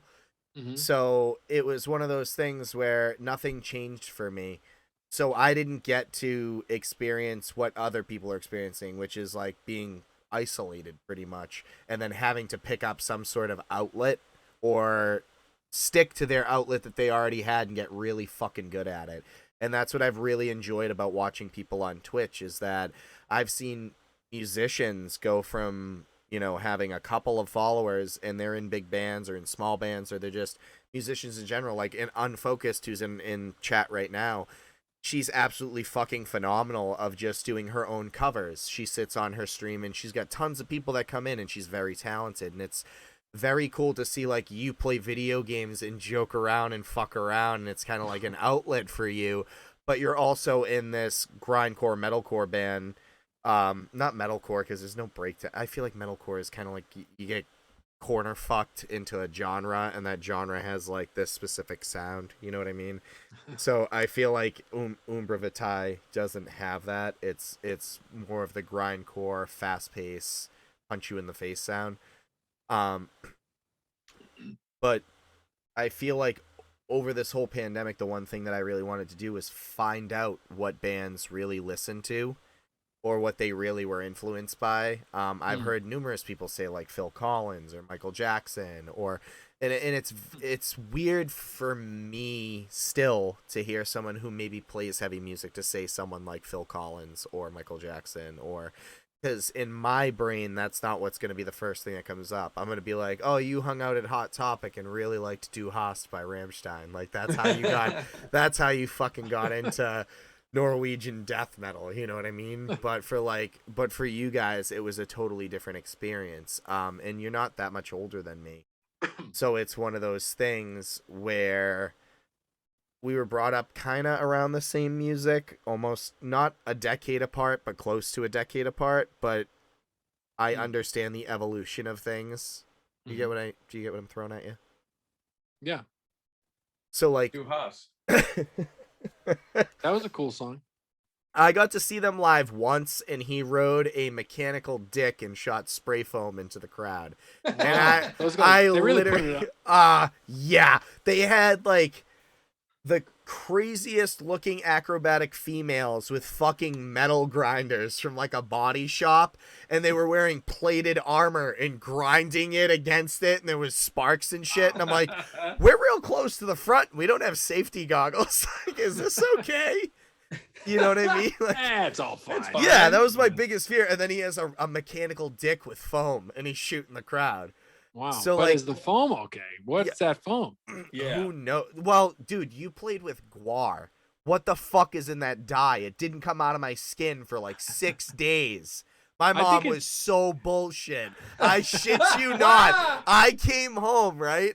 And I had a brand new pair of Converse on. They were fucking destroyed. You And mean my they were skin- christened? They were Yes. christened, but my skin didn't like fucking. I think my junior photo was like the week after, and my mom made me go tanning because my skin was so fucked up. Jesus Christ. We actually, during Sounds of the Underground, that was the first time we toured with them. We toured them 3 total. I think so, yeah. The first time was they had to lay down rugs Oh, yeah. before they played because they sprayed everything down, and then when they were done, the rugs and everything came off. So we played before them, so the rugs were down on the ground, soaked. So I just started not wearing shoes. Oh, yeah. Because I didn't want my shoes to get ruined. Yet it took me probably 3 weeks to get purple and red out of the bottom of my feet. And then at the end, the last show of those tours that we would tour with them, I'd throw in a white shirt and we'd be in the crowd. We'd go up on stage, and there was nothing more powerful than, you remember we got to use those cannons? Oh, the gun. I never got to use the gun. And then Guy grabbed Otis's dick and was spraying people with it. Yeah, because he had it was attached to like a compressor that sprayed. Yeah. I never got to use the cannon though. Oh, what? I mean, I remember running on. Wait, what? I remember running. We got on stage in the last show. It was like Reading, PA, Yeah. and everybody was in their underwear. Remember that? Yeah. We were all that's in our right. underwear. Undies. Everybody got in their underwear and ran on stage for the last show. We were on tour for like 10 weeks with those guys. Did you was still a have long hair at long the tour. time, Mike? I did, yeah. It was You in your 2006, I underwear think. with long hair running on Yeah. stage with Yeah. guar. Yeah, I dig I it. got killed. I got killed by guar on my birthday. On your birthday, yep. Yeah, That's They, fucking amazing. we were playing, I think Seattle or Portland. I think it was Portland. And I got a video on it. If you go to my YouTube channel, that's like one of the first videos that I posted on there. What's your YouTube channel? I honestly, I don't remember the name. I think it's LinkedIn. it's Mike Mckenzie. Yeah, I think. Mike Mckenzie. Hold on, I'll tell you. They during our set at the end of Ant-Man, our last song, they run on stage and kill me. It was Nate. Was it Nate and Yep, Mike? It was Nate and Mike. Ballsack and Nate, who was one of the slaves. at What the was time. his name? DJ Balls. We also had a I don't band remember. with him too. My Just- channels. Justin my Hiltz channel- had to leave that Guar tour early for a Just Surrender tour. Justin, I just did with the band. I don't remember that. I think their I new blocked band. it out. Hiltz, guess what? You've left a couple tours, you son of a bitch. Hills, I blocked that out. I don't remember that. I Yeah. blocked that out. You shouldn't have left us. Can't believe you let for a Just Surrender. What I don't is know who that is, but it's You not leave Guar. Guar, bro. You were obsessed with He it. left- Everybody knows He Guar. left you guys for a pop punk band. Is that a pop punk band? Oh, He left- Hiltz. He left you for a sad boy band. That What is sounds- my- well, how he's do I- kind of a sad boy. How do I find the name That's of my okay. channel? Hiltz and I are in a band together called Poo Cry. Here, I'm gonna pull it up and I'll throw it in the chat myself because I Poo can't Cry. remember the name of this. Poo Cry, and we do a Shags Poo Cry. cover. Remember Poo Cry? Of course I remember Yeah. Poo Cry. It was your idea of dubstep, but it didn't sound like that at all. Oh yeah, somebody explained what dubstep was to me, so I made Your music interpretation. based on what I thought it was. Yeah. And apparently it doesn't sound anything It doesn't sound anything like it. but it's really good. Okay, here I'm copying the link and throwing it in the chat right now. So He's Awesome. copying his dink. there it is. That's it. That's the Gore video. Perfect. And the Poo Cry rule is that I think Hiltz, back me up on this. We had to Poo Cry EP number 2 will happen soon. That's Oh, what he I said. keep telling him, dude, let's do another Poo Cry, and he's like, I don't know. But what we would Is do that how he talks? I don't know. I'm Justin Hiltz, I don't know. But I think it was the first take we had to write the song in the amount of time it would take to actually just record it. So they're all quick, they're all fast, none of them are good, and they're all really funny. We did one actually before Hiltz joined the band. It was just me. Remember I had my laptop and I made you guys yell stuff in the van? Like She-Shaw. Remember that song? Oh, yeah. Shaw. And Crystal Hammy. I remember Crystal Hammy. I think I was confusing Poo Cry with your other dance band, Oh, Cucumber Boys? Cucumber Boys. That was a good one. Cucumber. See You Come was the single. See, yeah. We would also create bands and then play shows and get everyone really riled up and angry at us because Yeah. they didn't realize we were in the We band. did do that quite a few times. Yeah, a lot. People Like actually, speaking of BT band, we have a band with Tommy called oh Plant Vocestra, yeah. and that was a vocal orchestra was the style of music. Yep. And it's the three of us doing a cappella basically, but we're not a cappella. We're a vocal orchestra. Vocal orchestra. We played at the House of Blues in Boston. We also played. Did we do one Canadian date? We played. Or was it right on the board? No, we played Troy, New York. Okay, yep. That's our first show, and we played the Canadian show was Canada. that was Cliff Pervert. Oh yeah, Cliff Pervert. That's Cliff right. Pervert was a death metal band with Tommy, me, Greg, and Cliff Blake. Pervert. And Yep. that band is named after a cliff pervert, which is a person who needs to roll to the edge of a cliff to get an erection. Yeah, that's right. And then the Condom Rappers, remember that? Condom Rapper was our hip hop group, Hip hop band. which literally that was an Ozfest show where we were playing with BT Bam in Kansas, and Greg I was on the bus and Greg runs on and goes, "Come on, quick! We're playing a show with a band called Condom Rapper. You want to be in it?" And I said yes, and I ran right to the stage and we went right on and just started fucking saying stuff into the mic in front of people. Rapped and sang in freestyle. No one cared. I think that was Yumi, Tommy.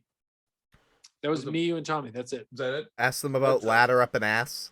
I think. Oh, Ladder Up an Dan might have Ass. been in that too. I forget. Oh, Ladder Up an Ass. Dan might have been in that band. This is Ladder one Up of the greatest moments of my life, I think. Ladder Oh, Up an goddamn. Ass is a more elaborate story. That was on Mayhem Festival, and that was a combination of many members of Red Chord, Slipknot, Walls of Jericho, What? Mastodon, Dragon Force, Mastodon, What? Machine Head. Machine Head, basically every band on the tour, Yeah. almost.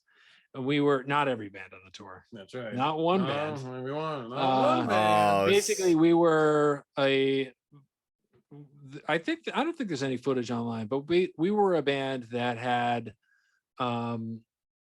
we were wearing face masks, which is funny, kind of like Which the is face good, masks yeah. of this last year. We were wearing surgical masks and Of the election infection. the election infection. The story of our band was that we were we were against gummy animals. We didn't want people to eat gummy animals because it was against animal rights. Yep. So we wore these masks and we wore shirts that had pictures of asses with ladders going up them, which we made like 50 of them over the course of the few days. Yeah. we were there. At catering, we would take Yeah. Sharpies and just draw these. Yeah. And I couldn't believe one thing about this experience that I thought was incredible is that one of the main forces was it kind of came from all of us talking about all the fake bands that we would do as a joke. Mhm. And We were Corey- talking at breakfast and lunch every day. yeah, I guess it was lunchtime. lunchtime. We'd always talk, whoever was the band, and Corey would bring up all the fake bands he was doing, and then we would just say, well, it would be funny if we could do a fake band.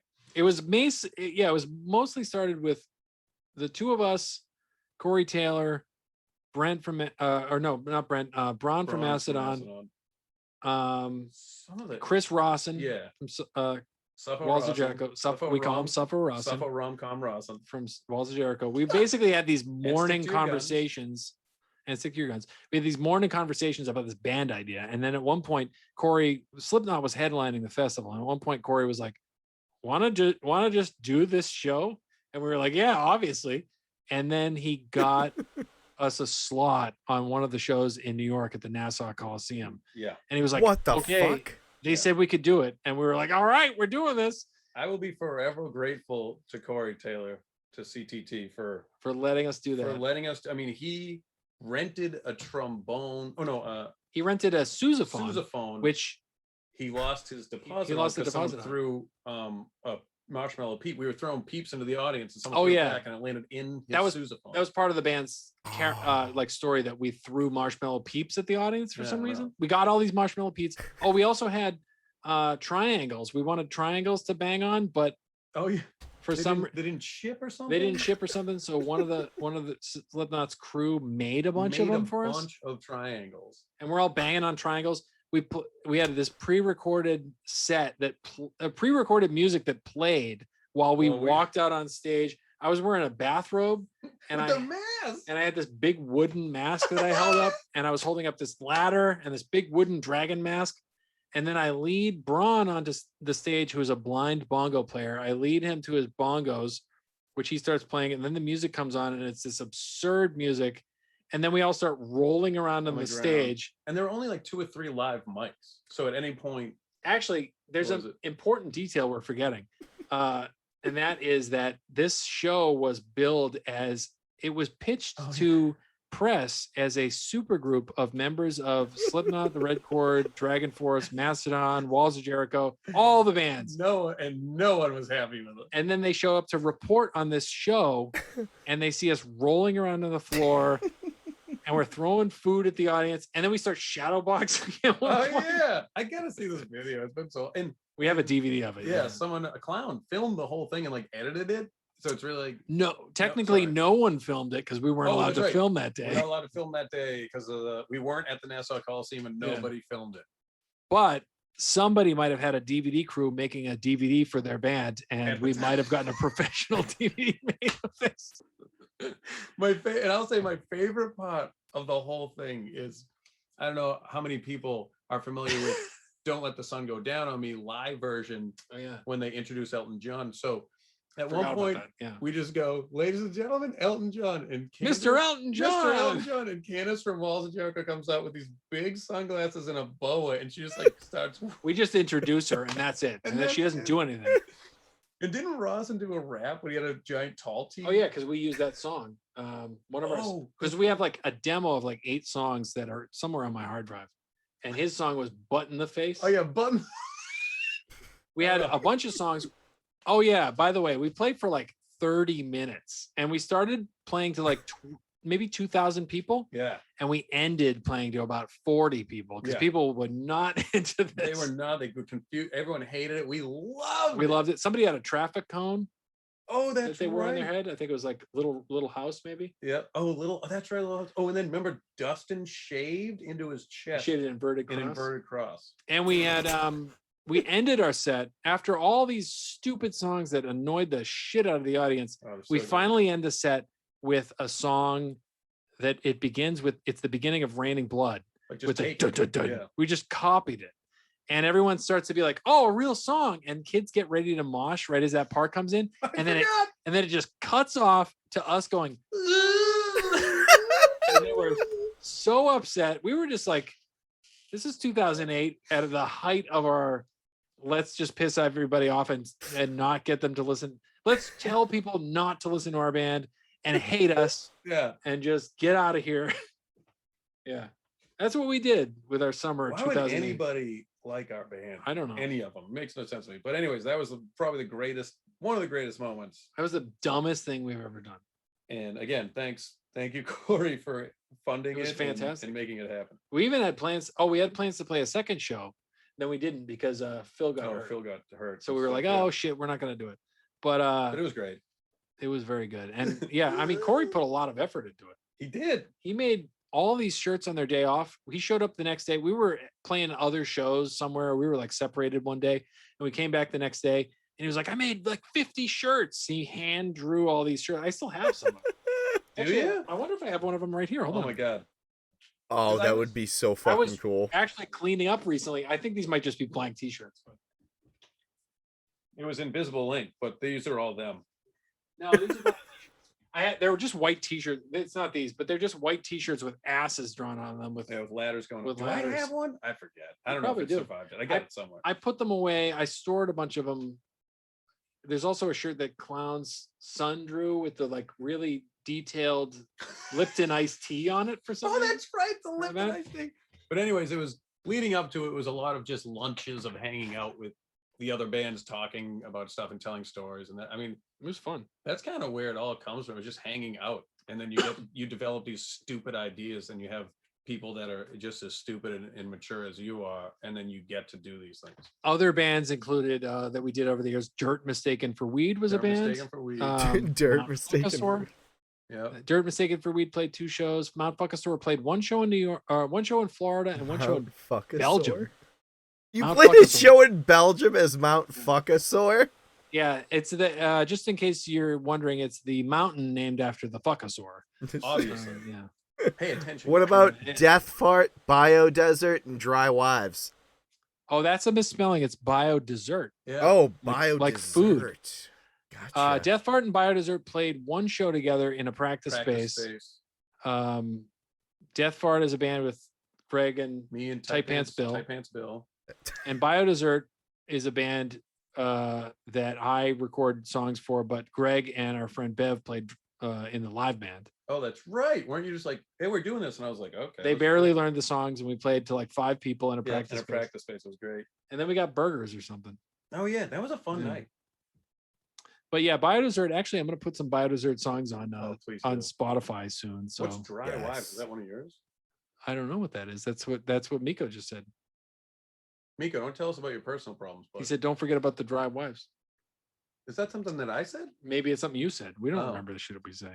Miko, do I have a band called Dry Wives? I don't remember the stuff I said. You might. I mean, Pooh Cry is a fucking...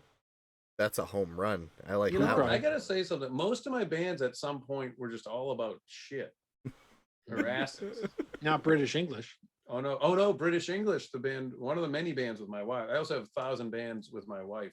who With my doesn't- wife. With my wife. So your wife's a Uh, musician as well. No, that's the beauty of it. I force That's her into even doing better. stuff, and it's just fun. Not to mention that song that you played for me recently that has your sisters in it. Oh yeah, Women of Wilderness. Women of Wilderness. Yeah. Justin Hiltz just dropped a SoundCloud link, and I am very much afraid Who to. cry fuck Oh yeah, fart? the name of the record was Fuck Fart. He posted it online. Yeah, check it out, Fuck guys. fart. We'll have to Yeah, listen to it alright. after, just for copyright Yeah, reasons. I mean, yeah. Copyright reasons. I don't want to have to sue you, but yeah. Ah. We don't want Twitch to mute the VOD of this, right? You know what's crazy about Twitch muting VODs is that 9 times out of 10, the artists that I interview own their music. And I Yeah. ask them ahead of time, like, is it okay? And they're like, yeah, of course. And then I have to argue with Twitch that I'm like, I have a fucking email. Do you want the email? Like, I've had to do it with my own music. really? Is Yeah, this not on different? Twitch, but on YouTube. Facebook and on YouTube, where I've been like, I own this. I'm the only guy who owns this. I have very And- powerful lawyers at the ready, Justin Hiltz. Oh, good. And Good. it's just Vision of Disorder when you interview them. Right. Yes. Greg doesn't know what we're talking about. Thank you. Good Drive joke. Wives was created on stream. It will never happen, but it lives on in our hearts. Oh, did he say that on Did we stream? talk about that? I never know. Oh, the Goose Game. She said, fuck you and your Dry Wives. You guys were talking. Oh, see? 20 years. I okay. fucking remember. That's why I got a little confused, because Brennan and I started a band called Dry Wife. Dry Oh, Wife. Yeah. Different than Pig Wife. Different than Pig Wife, different than Dry Wives. One singular Dry Wife. Yeah, just one. Yeah. One singular Because we've Dry watched Wife. that. We've watched those Ben Shapiro clips Oh, so dude, many that guy. times. And he talks really Oh. fast. And he talks about, and you're wrong. Yeah, And I'm right. And, Let's just say maybe my wife is dry. Yeah. You got a dry wife. Let's just man. say I can't please my wife. yeah. WAP sounds like a gynecological problem. And you should go over to the Daily Wire and, buy this cup. Like, no, how about you Right. fucking take it deep, buddy? How's that sound? Let's just say that my wife is a doctor and she says it's not okay for women to not be dry. It's good to be dry. She doesn't just say that to make me feel better about myself. Yeah. Let's just say she doesn't like oral. So, Yeah, she doesn't. and no women do. No, I'm like, I will We never sleep go in down two that 'cause separate women beds. don't Nah. Let's just say all couples sleep in 2 separate beds. Let's just say it. Let's just say, wow, I'm a fucking great guy. Yeah. The facts don't care about your record sales. Oh, that's fucking Oh, the great. Imagine. Yeah, I watched the one where I'm talking about Imagine. It's so embarrassing. Ben Shapiro has a video where he talks about the John Lennon song Imagine and just hates it so much. And like He hates the song. he gets Imagine. so upset It's about so it. funny. And honestly, I don't like the song either, but like But it's not funny for the to get same that reasons mad either. about it. Yeah. He's so fucking mad. This guy has nothing to do. He really needs to start a band or something. You know what makes me really happy is every time he's been on Joe Rogan's podcast and he tries to, pander, like do this shit where he just like sticks to one subject of like Yeah. let's say it's gay marriage, and Rogan fucking sits there and he's like, why do you give a fuck who gets married to who? Yeah. And he's like, well, this book. And it's like, yeah, it's a book. There's a lot of It's fucking brutal. books. You can do anything you want. Yeah. It's not, is it affecting you? Then fuck off. I know. That is a crazy thing. It's always the people that it doesn't even affect them at all that want to tell you how bad it is for society. I mean, that dude Exactly. obviously has an agenda that's making him money. you know? obviously. But I want to be like, dude, fucking, if you're not him and you're not getting paid to think these things, then fucking relax. Who cares? Go watch a TV show or have a fucking beer. Relax. Go get your wife wet if you can. Or you can't, but I don't. mean, you can't. you know, So, so- go She's a figure doctor. something- She has the dick in the house. Like, you know what I Yeah. mean? Like, Yeah. bro, you just My have wife a, is a doctor. yeah, You you have should a read a talk book show about where you sound getting like a women wet. fucking robot / Muppet. Like, that's about as Bro, good as it gets. Also, why does it always sound like you're watching his videos on 1.5 speed? It's fast as fuck. 1.5. I was Yeah. thinking 2, man. He 2 just times? Yeah, Yeah. he sounds like one of those people, almost like one of those speaking spells that's gonna fucking die. Or you start speeding it up real quick, or like He the sounds rope like- goes back in real fast. The Micro Machines guy. Oh, yeah. Micro Machines. I was explaining that to a coworker of mine who's 21. He has I no was like, idea. oh, who the this Micro Micro Machine- Machines guy, he was fucking all over all the commercials back in the day. He bumped a bunch of rails and then just talked. I don't know, Micro Machines. Micro Machine, oh my God, I gotta blow Bumped a nose. bunch of rails. That's the fucking Sham Wow guy there, the OxyClean Oh, and Billy dude, Mays. That guy died, Rest right? in Yeah, he peace. died. Yeah, They he found did. coke in his nostrils when he died. They were Wow. like, he had a stroke, but pretty sure it might have been the blow. Yeah. Could have been that booger sugar, baby. Might have been booger sugar stroke, as they Yeah. say. As Booger they sugar say. stroke, He's like, "Try OxyClean." As As they they say. I mean, good guy. Right? Great guy. Yeah. Great guy. Great guy. We're gonna miss and him my as pillow. seen on TV. So I know you guys probably want to eat your food and you want to get the fuck out of here, but Yeah, we're fucking done. Bye. what are some things that you want to plug or promote right now that are coming up? Like I've said, Umbra Vitae has been something over the pandemic that's meant a lot to me and a couple friends that we've been able to communicate over. One of which, when you said name 5 friends, a friend of mine, Joe Santasanio, was extremely excited you guys were coming on tonight, and you guys actually reposted his thing on Instagram. And he had to message me right away, and he was like, I can't believe it. And I was like, they're Wait, regular. he posted, what did he post on Instagram? Did he post the He cover? has that Lotion. No, not the cover. The Lotion sounds. He was like, if you don't know about the red chord and Umbra Vitae, Oh, get right. educated. Yeah. He uses lotions in where? That's we kids TOS. I'll get Gotta use lotions. Gotta use, yeah, but I mean, if he's a friend of yours, why would you bring up his lotion pro? his Oh, name. Why are you bringing it up? His I'm just Instagram trying name, to if see, you will. know. Anyways, Okay. good job, Yeah, yeah, Joey. Hey, But it's been one of those things of like, what are some things you want to plug? Because we were really excited to get this album from you guys during like a really shit period. So I think that what people don't understand is that when people want to talk to the musicians that have got them through the pandemic and given them something to listen to that is maybe an outlet for them, it's sort of like a mental health awareness thing. I know a lot of people don't talk a lot about it. They don't promote it, but well, a lot of people promote it, but they don't fucking really Yeah. stress it. It's more along the lines of like, I'm Paul Rudd and I'm gonna slap at a bass, and you should probably go on this app and download this coach that'll help you through. You know what I mean? It's never Yeah. fucking. I love Paul Rudd, but it's never sincere. It's someone like fucking Gwyneth Paltrow with a sad song in the background and a fucking puppy with 2 flies around it, and you're like, I gotta buy whatever the fuck she's saying because she might kick that dog. Go to my Goop website. Yeah, and this candle smells like my poon. Like, what the hell is she doing with that? I don't know why they're doing. Does she say that? Yeah, didn't they have a thing? I don't know. Yeah, she sells a candle that supposedly smells like her vagina, which I would imagine only smells like desolation and it just sounds arrogant to broken me. promises. Yeah. We should sell bald candles. They smell like my balls. Like, that's just like, who the fuck do you think you are? You know, you're just some famous person. No one wants to smell your pussy. I'll smell this other person's. Yeah, fuck off. I am married, lady. I'm married. I don't need to smell up my. I'm gonna get accused of cheating in here if I like this candle. Yeah, right. I like I honestly you know, it's funny, I did I had a conversation recently for a YouTube video. There we go. About we ended up talking a lot about mental health stuff and the shit that we'd gone through. And I fucking flaked hard and we haven't finished the interview because I had to go and whatever, we're gonna pick it back up. But I do appreciate that because it is good to talk about this, especially with the last year. It's been fucking hard. And we totally didn't mean to have a record during the worst year ever. It just happened, you know, like we just happened to be making it. And I'm glad that the timing was good, that it was a, you know, angry record for when people are angry. But it's funny you say that because I have been thinking a lot lately about how I was like getting panicky because I get fucking anxiety, panic attacks periodically, and that's okay, man. Everybody gets them, and no one fucking talks about them. So you talking about it is definitely making people feel better because people just shove it down, suck it in, be a man. Like, do you know how hard it is being a fucking person? People don't understand that. It's hard to be a fucking person. So when someone is a cunt to you, and you're like, oh, it's taking everything in me to not end you. Have a good day, sir. I don't want to be away. Yeah. So I don't want to be a person. Yeah. No one wants to be a person. I say just end them. Yeah. Just end that person. End that person. I mean, I don't want to be a person, but what I was going to say, I did have a point. I did have a point to this.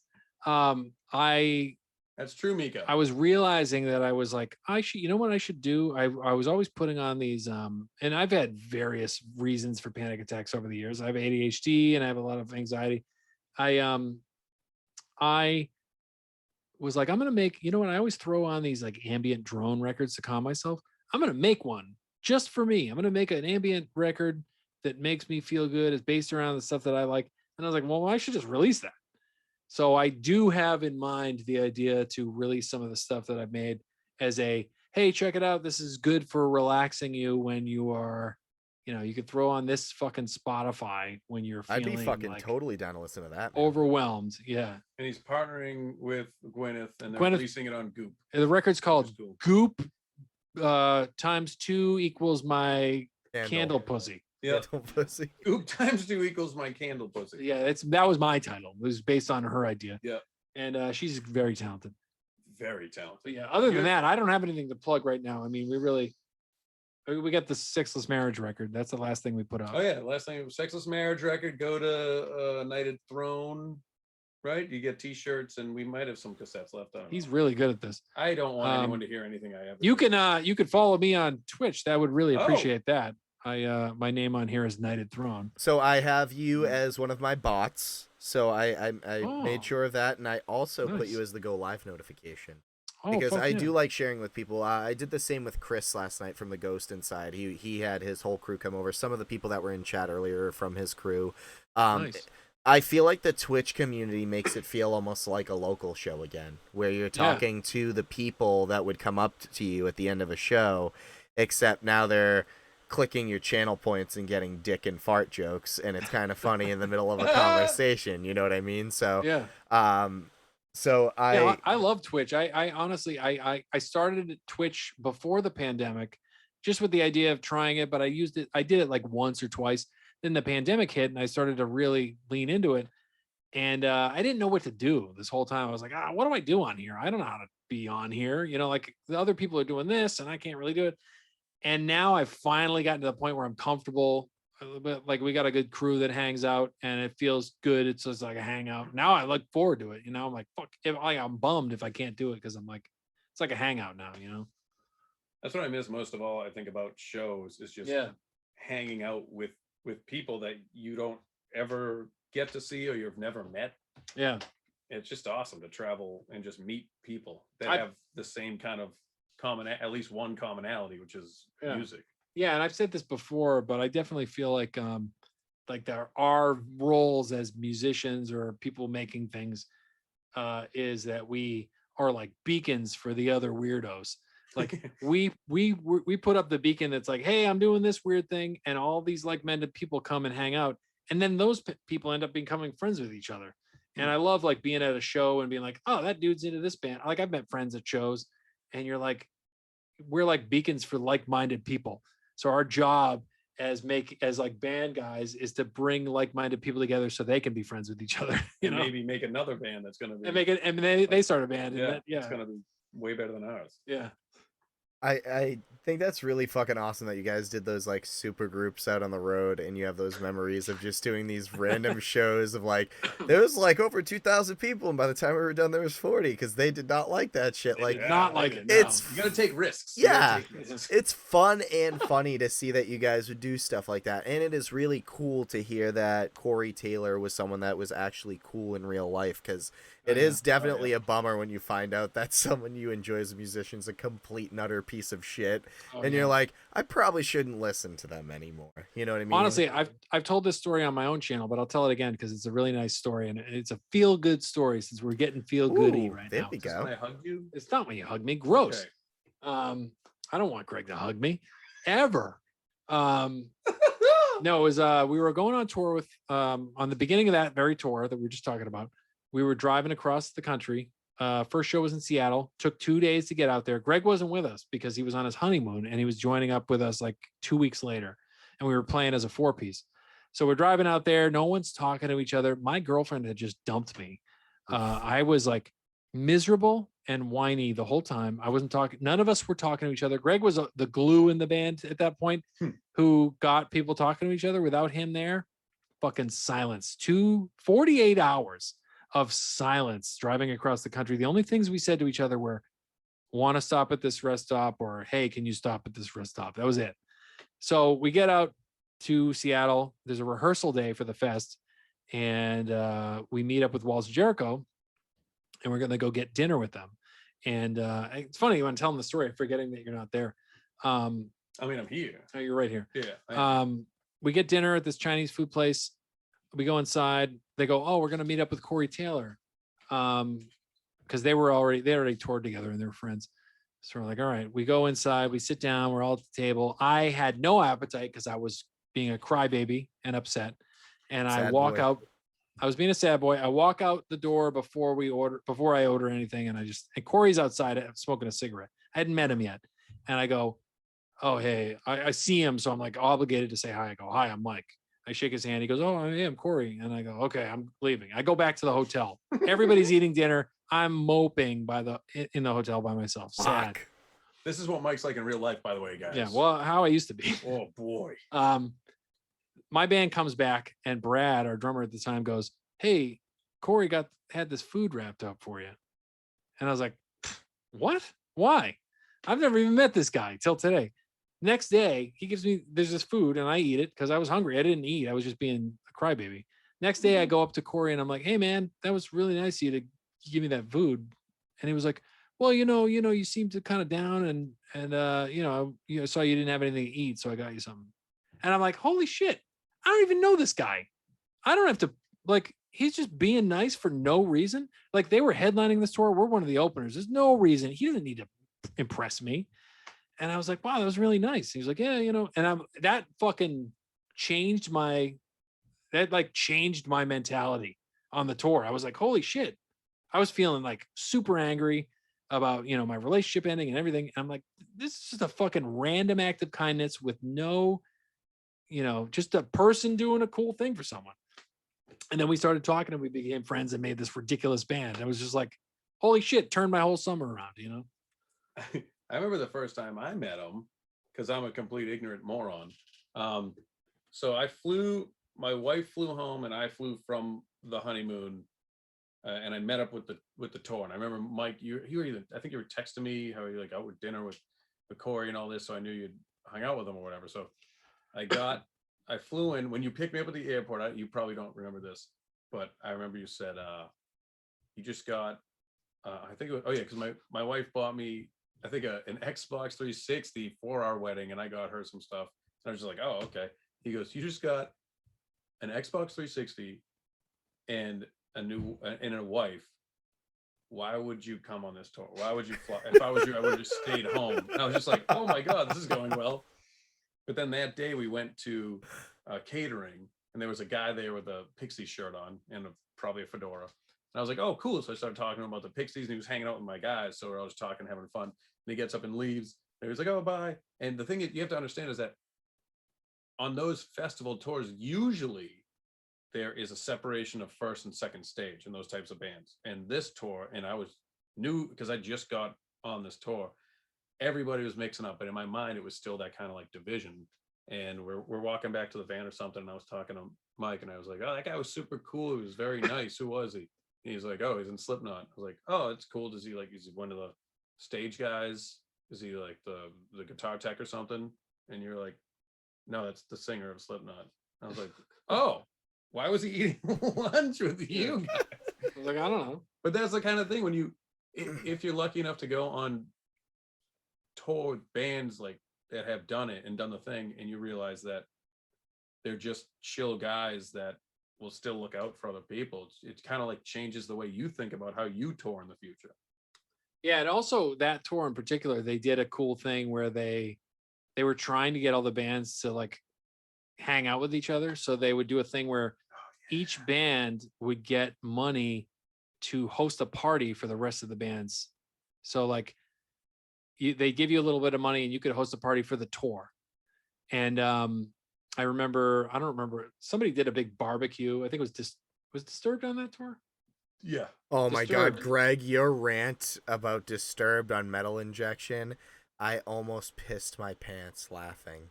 Did you Did you rant about Disturbed? Did I? Was it before we met them? It don't was a remember. conversation about he had a dog that was really fluffy. Oh, And he Down with the mentions Thickness. Down with the Oh, yeah. Thickness. And Yeah. dude, it was the Incredible. cringiest fucking joke. I literally just started Incredible. dying laughing. I'm like, why do I feel like a guy that has like snake bite piercings that are like horns that go under his chin would say some shit like that? 100%. That dude though, sweetest dude. Yeah, he was super nice. Really? That whole band, really, really great dudes. Yeah, they were on that. I think they had a big barbecue. Yep. We combined our budget with Walls Jericho and another band. Maybe it was 36 30 or something? 36 Crazy Fist Fist? to do a big karaoke party. And everybody did everybody did a different style of party, but it was like got all the bands to hang out, and it was fun. It was great. It kind of broke down the barriers of who was playing when and all that other bullshit. And it was just like, we're all dudes in this traveling circus. Yeah. Let's just hang out. And the Disturbed guys, total sweethearts. Awesome. Just the nicest dudes. In fact, this is how much of an asshole I am. I think I told this on the same Metal Injection podcast, but their bass player John was endorsed by the same company that I was, and the person that kind of hooked us up with that, I remember she called me. She's like, "Make sure you say hi to John." And I was just like, "Dude, why would I talk to the Disturbed guys? Like, I don't give a shit. I don't like new metal. I'm not going to talk to this guy. Why would this guy? He's not even going to know who I am. Who gives a shit, right? This guy's a rock star." And we're eating catering one day, and then I see John from Disturbed like look around, make eye contact with me, and start walking towards me. And I was just like, "What the fuck?" And he sits down and he goes, "Hey, I'm John. You're Greg, right?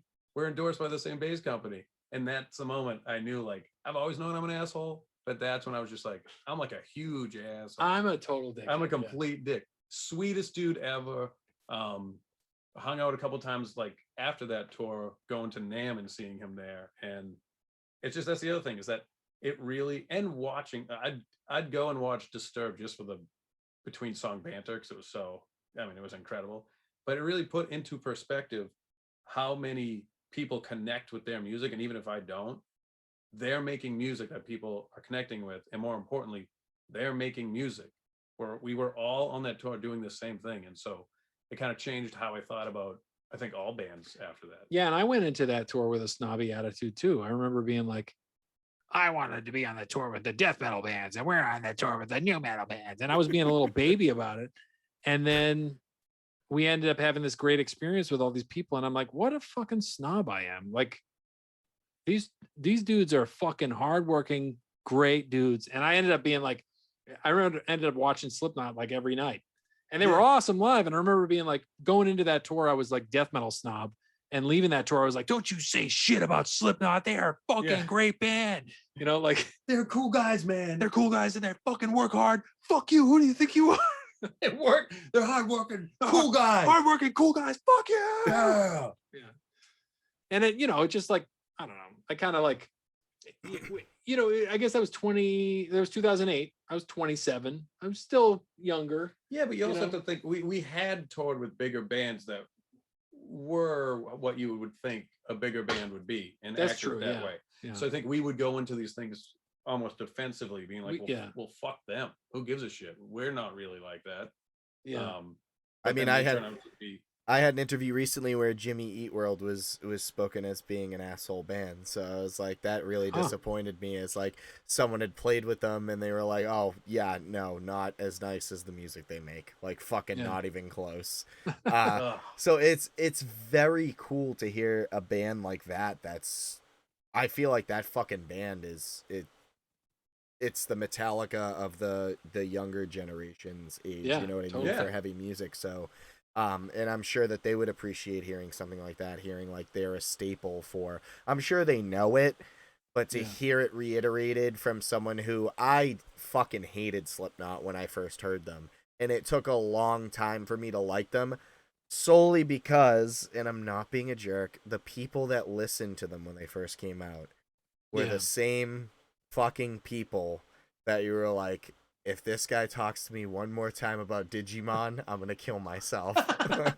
Just if I have to hear this one more fucking time about Quake 3 Arena, I am going to end it all. You know, that's totally fair. That's totally fair. And it's not the fault of the band. You know, there's nothing you can do. People are gonna listen to what they're gonna listen to. You know, you can, and you don't pick your fans. You make stuff and people connect with it, and that's that. And you have to, I feel like, you know, growing as a human involves you being like, hey, I like a thing and other people like a thing, you know, like that's all there is to it, you know. And that's why I always said that when you were in the local scene up until you got famous and all that stuff, you had a community. And I feel like that's the biggest thing that's lacking nowadays, is a sense of community. Nobody has a group. When you went to a local show, there wasn't anything dividing anybody. You were all the same fucked up kids wanting to listen to the same fucked up music that your parents didn't approve of.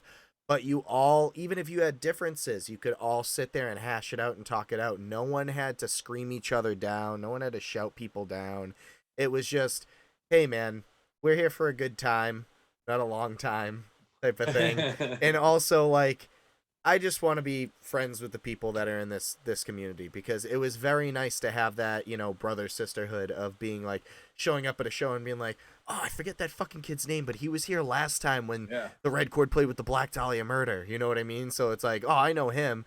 Or you'd see kids that would probably be the president of the computer class, and you're like, they're into fucking metal? They never talk. I gotta make fucking friends with that kid. That happened to me in my web design class in high school. One of the kids was insanely quiet, and I got to know him because I went to a Killswitch Engage show that In Flames was the headliner, and him and his brother were fucking obsessed with In Flames, and I didn't know. They looked like the adventure of Pete and Pete, literally. They were like two redheaded kids that, like, glasses, never would have expected anything, and then they were fucking, I go up to my seats in the Palladium at the top, and they're fucking headbanging. I'm like, I'm pretty sure that's my buddy Paul and his brother. You know what I mean? Like, shit. And then I actually became friends with him for the rest of high school. So it's really cool that you can find people that are like, who you wouldn't think listen to that type of music or any type of music. And you're like, oh, you're not such a fucking miserable bitch. You actually do like cool stuff. You're not as picky as I thought you were. Yeah. Well, I'm hoping personally that this pandemic, whatever scene or whatever scene became in anyone's area, if it was like cool kids being too cool to do whatever, I hope all that has been destroyed from a year and a half of no shows. And I hope that when things start happening again, people will show up as a community as opposed to, maybe what it's become or something. And just because half these clubs are already closed, so it's going to be a VFW hall, basement show situation for a while, which I think will really start making communities. I 100% agree with that. I really do. I 100% agree with that. And I think that one of the things that the pandemic, it was a horrible thing to endure for everybody, and it sucks to be isolated. But I think the main thing that was important is it got rid of a lot of people's ego. And I think that it showed people that we're not as invincible as we seem. We may have a smartphone and a car that can self-drive itself, but at the end of the day, a particle you can't see with your eye can ruin everything. And I think people need to be a little bit more appreciative of what they have and what they don't have. And it's one of those things, is it a want or a need? You know what I mean? Is it a want or a need? And I've taken a lot of that shit into consideration with having to deal with this and having to be separated from friends and family and things like that. And like I said, Mike, with the mental health shit and Greg getting uncomfortable in the background with the mental health shit,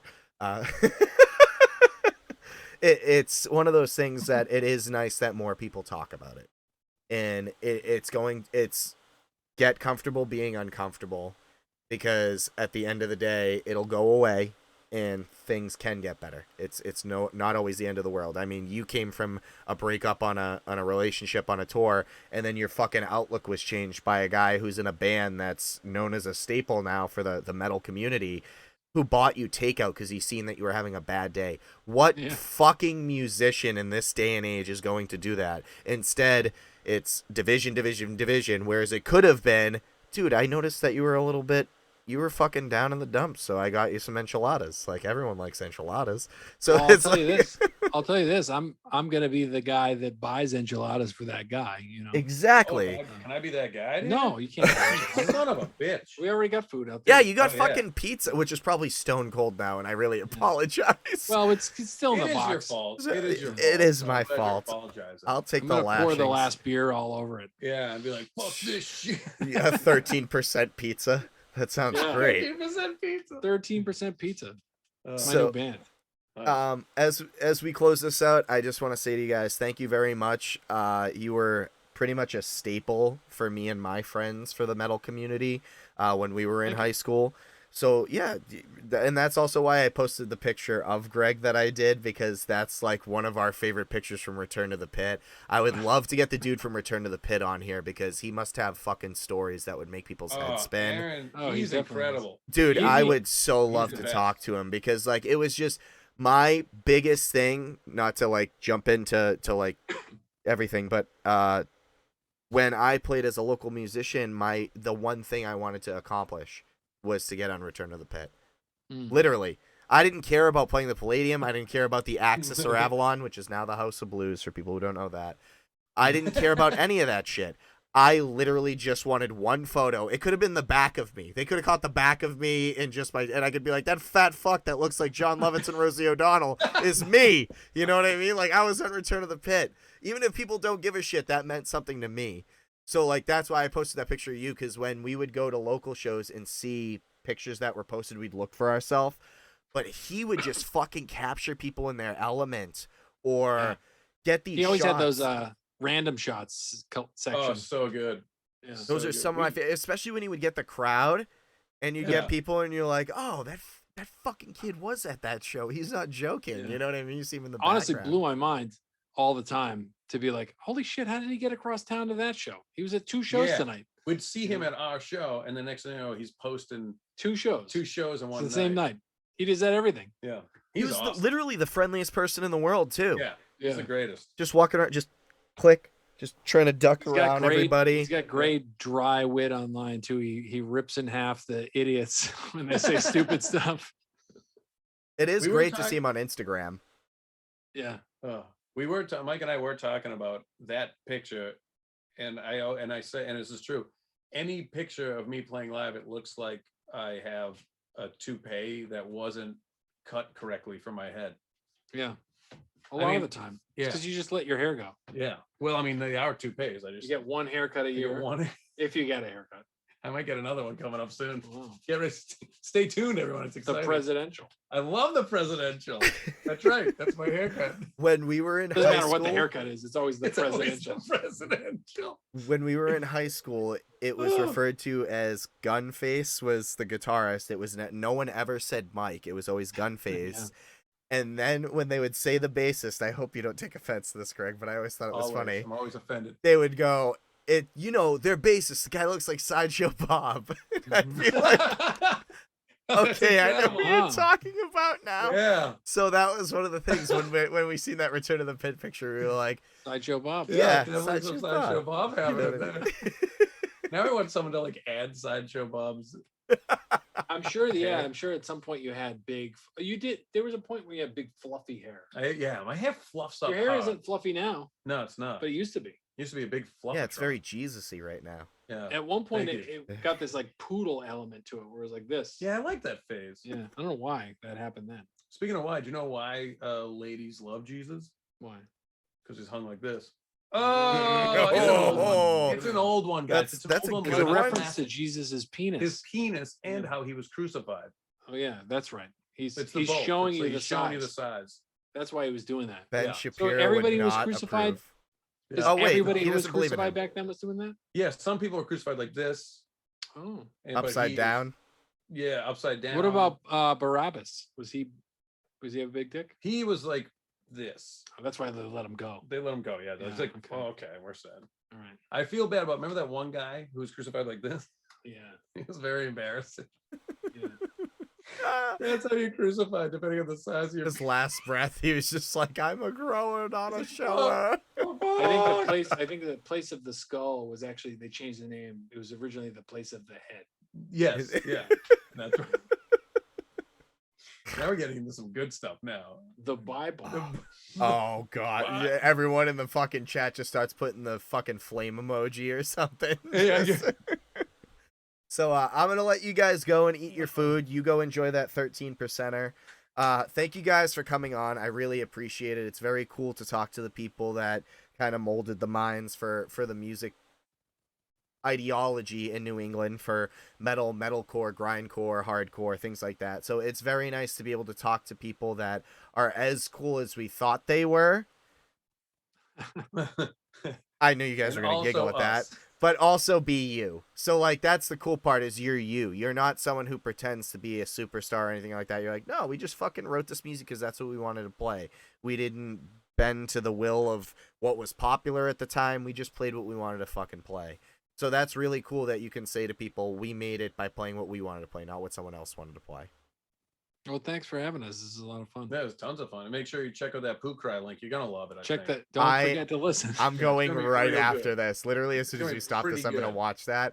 But is there anything coming down the pipeline, or for right now, it's just writing and recording? We're just finishing up that Six Seal record. Yeah, I It's think- got no date on it yet, so Yeah, I don't even know. I don't even know what we I'm have. sure that if you go to our social media pages, we'll post something eventually. Me definitely. Greg won't, but I will. If you follow me on Twitter and all that stuff, I'm sure I'll post it. It's I think my Twitter is also Knighted Throne. Yeah, I changed it. Yeah. Perfect. So make Follow sure to me on follow Inst- Knighted Throne on all social media platforms: Instagram, Twitch. Yeah. Yeah, it's the same one. Yeah. Okay, there we go. And Greg's Perfect. is T6 holes. Yeah, follow me on Instagram. Thanks, Mike. If you want a picture about every 2 years. There you Yeah, he'll go. post a picture once in a while. Keep He'll the like your people picture waiting. though, if you follow you. Oh yeah, I'll like your picture. You're a guy who never posts, but you like every picture. I love everyone. I love everybody and their pictures, all of them. Yeah. Send me some pictures. I like it. Yeah. There you Don't go. Is no that dick, how it works? no dick pics. No dick pics. Crucifixion dick pics, yes. Yes. All the You- crucifixion. yeah, show pics. me how big your dick is, Yeah. but show without showing me, Yes. right? Yep. By being crucified in your backyard. Yeah. Don't get crucified though. That's bad. Yeah. That should be the next thing. The next thing, instead of dick pics, just show ladies how big you are by getting crucified. Yeah, I'm sure they would appreciate that Yeah, because they'd you're be an like, "Oh, asshole and you should cool." get Yeah, crucified. you should be crucified and Yeah. showing dick pics to people. Yeah, crucify the dick pic, guys. Yeah, put a nail through your cock. Yeah, Okay. All right, that's a guys. good way to end it. You guys have a great night. Enjoy your pizza. And again, thank you for everything. I really appreciate it. All right, thank Yeah. you too. Have a good night, take it Mike. easy. Have a good night, All Greg. right, See you ya. too.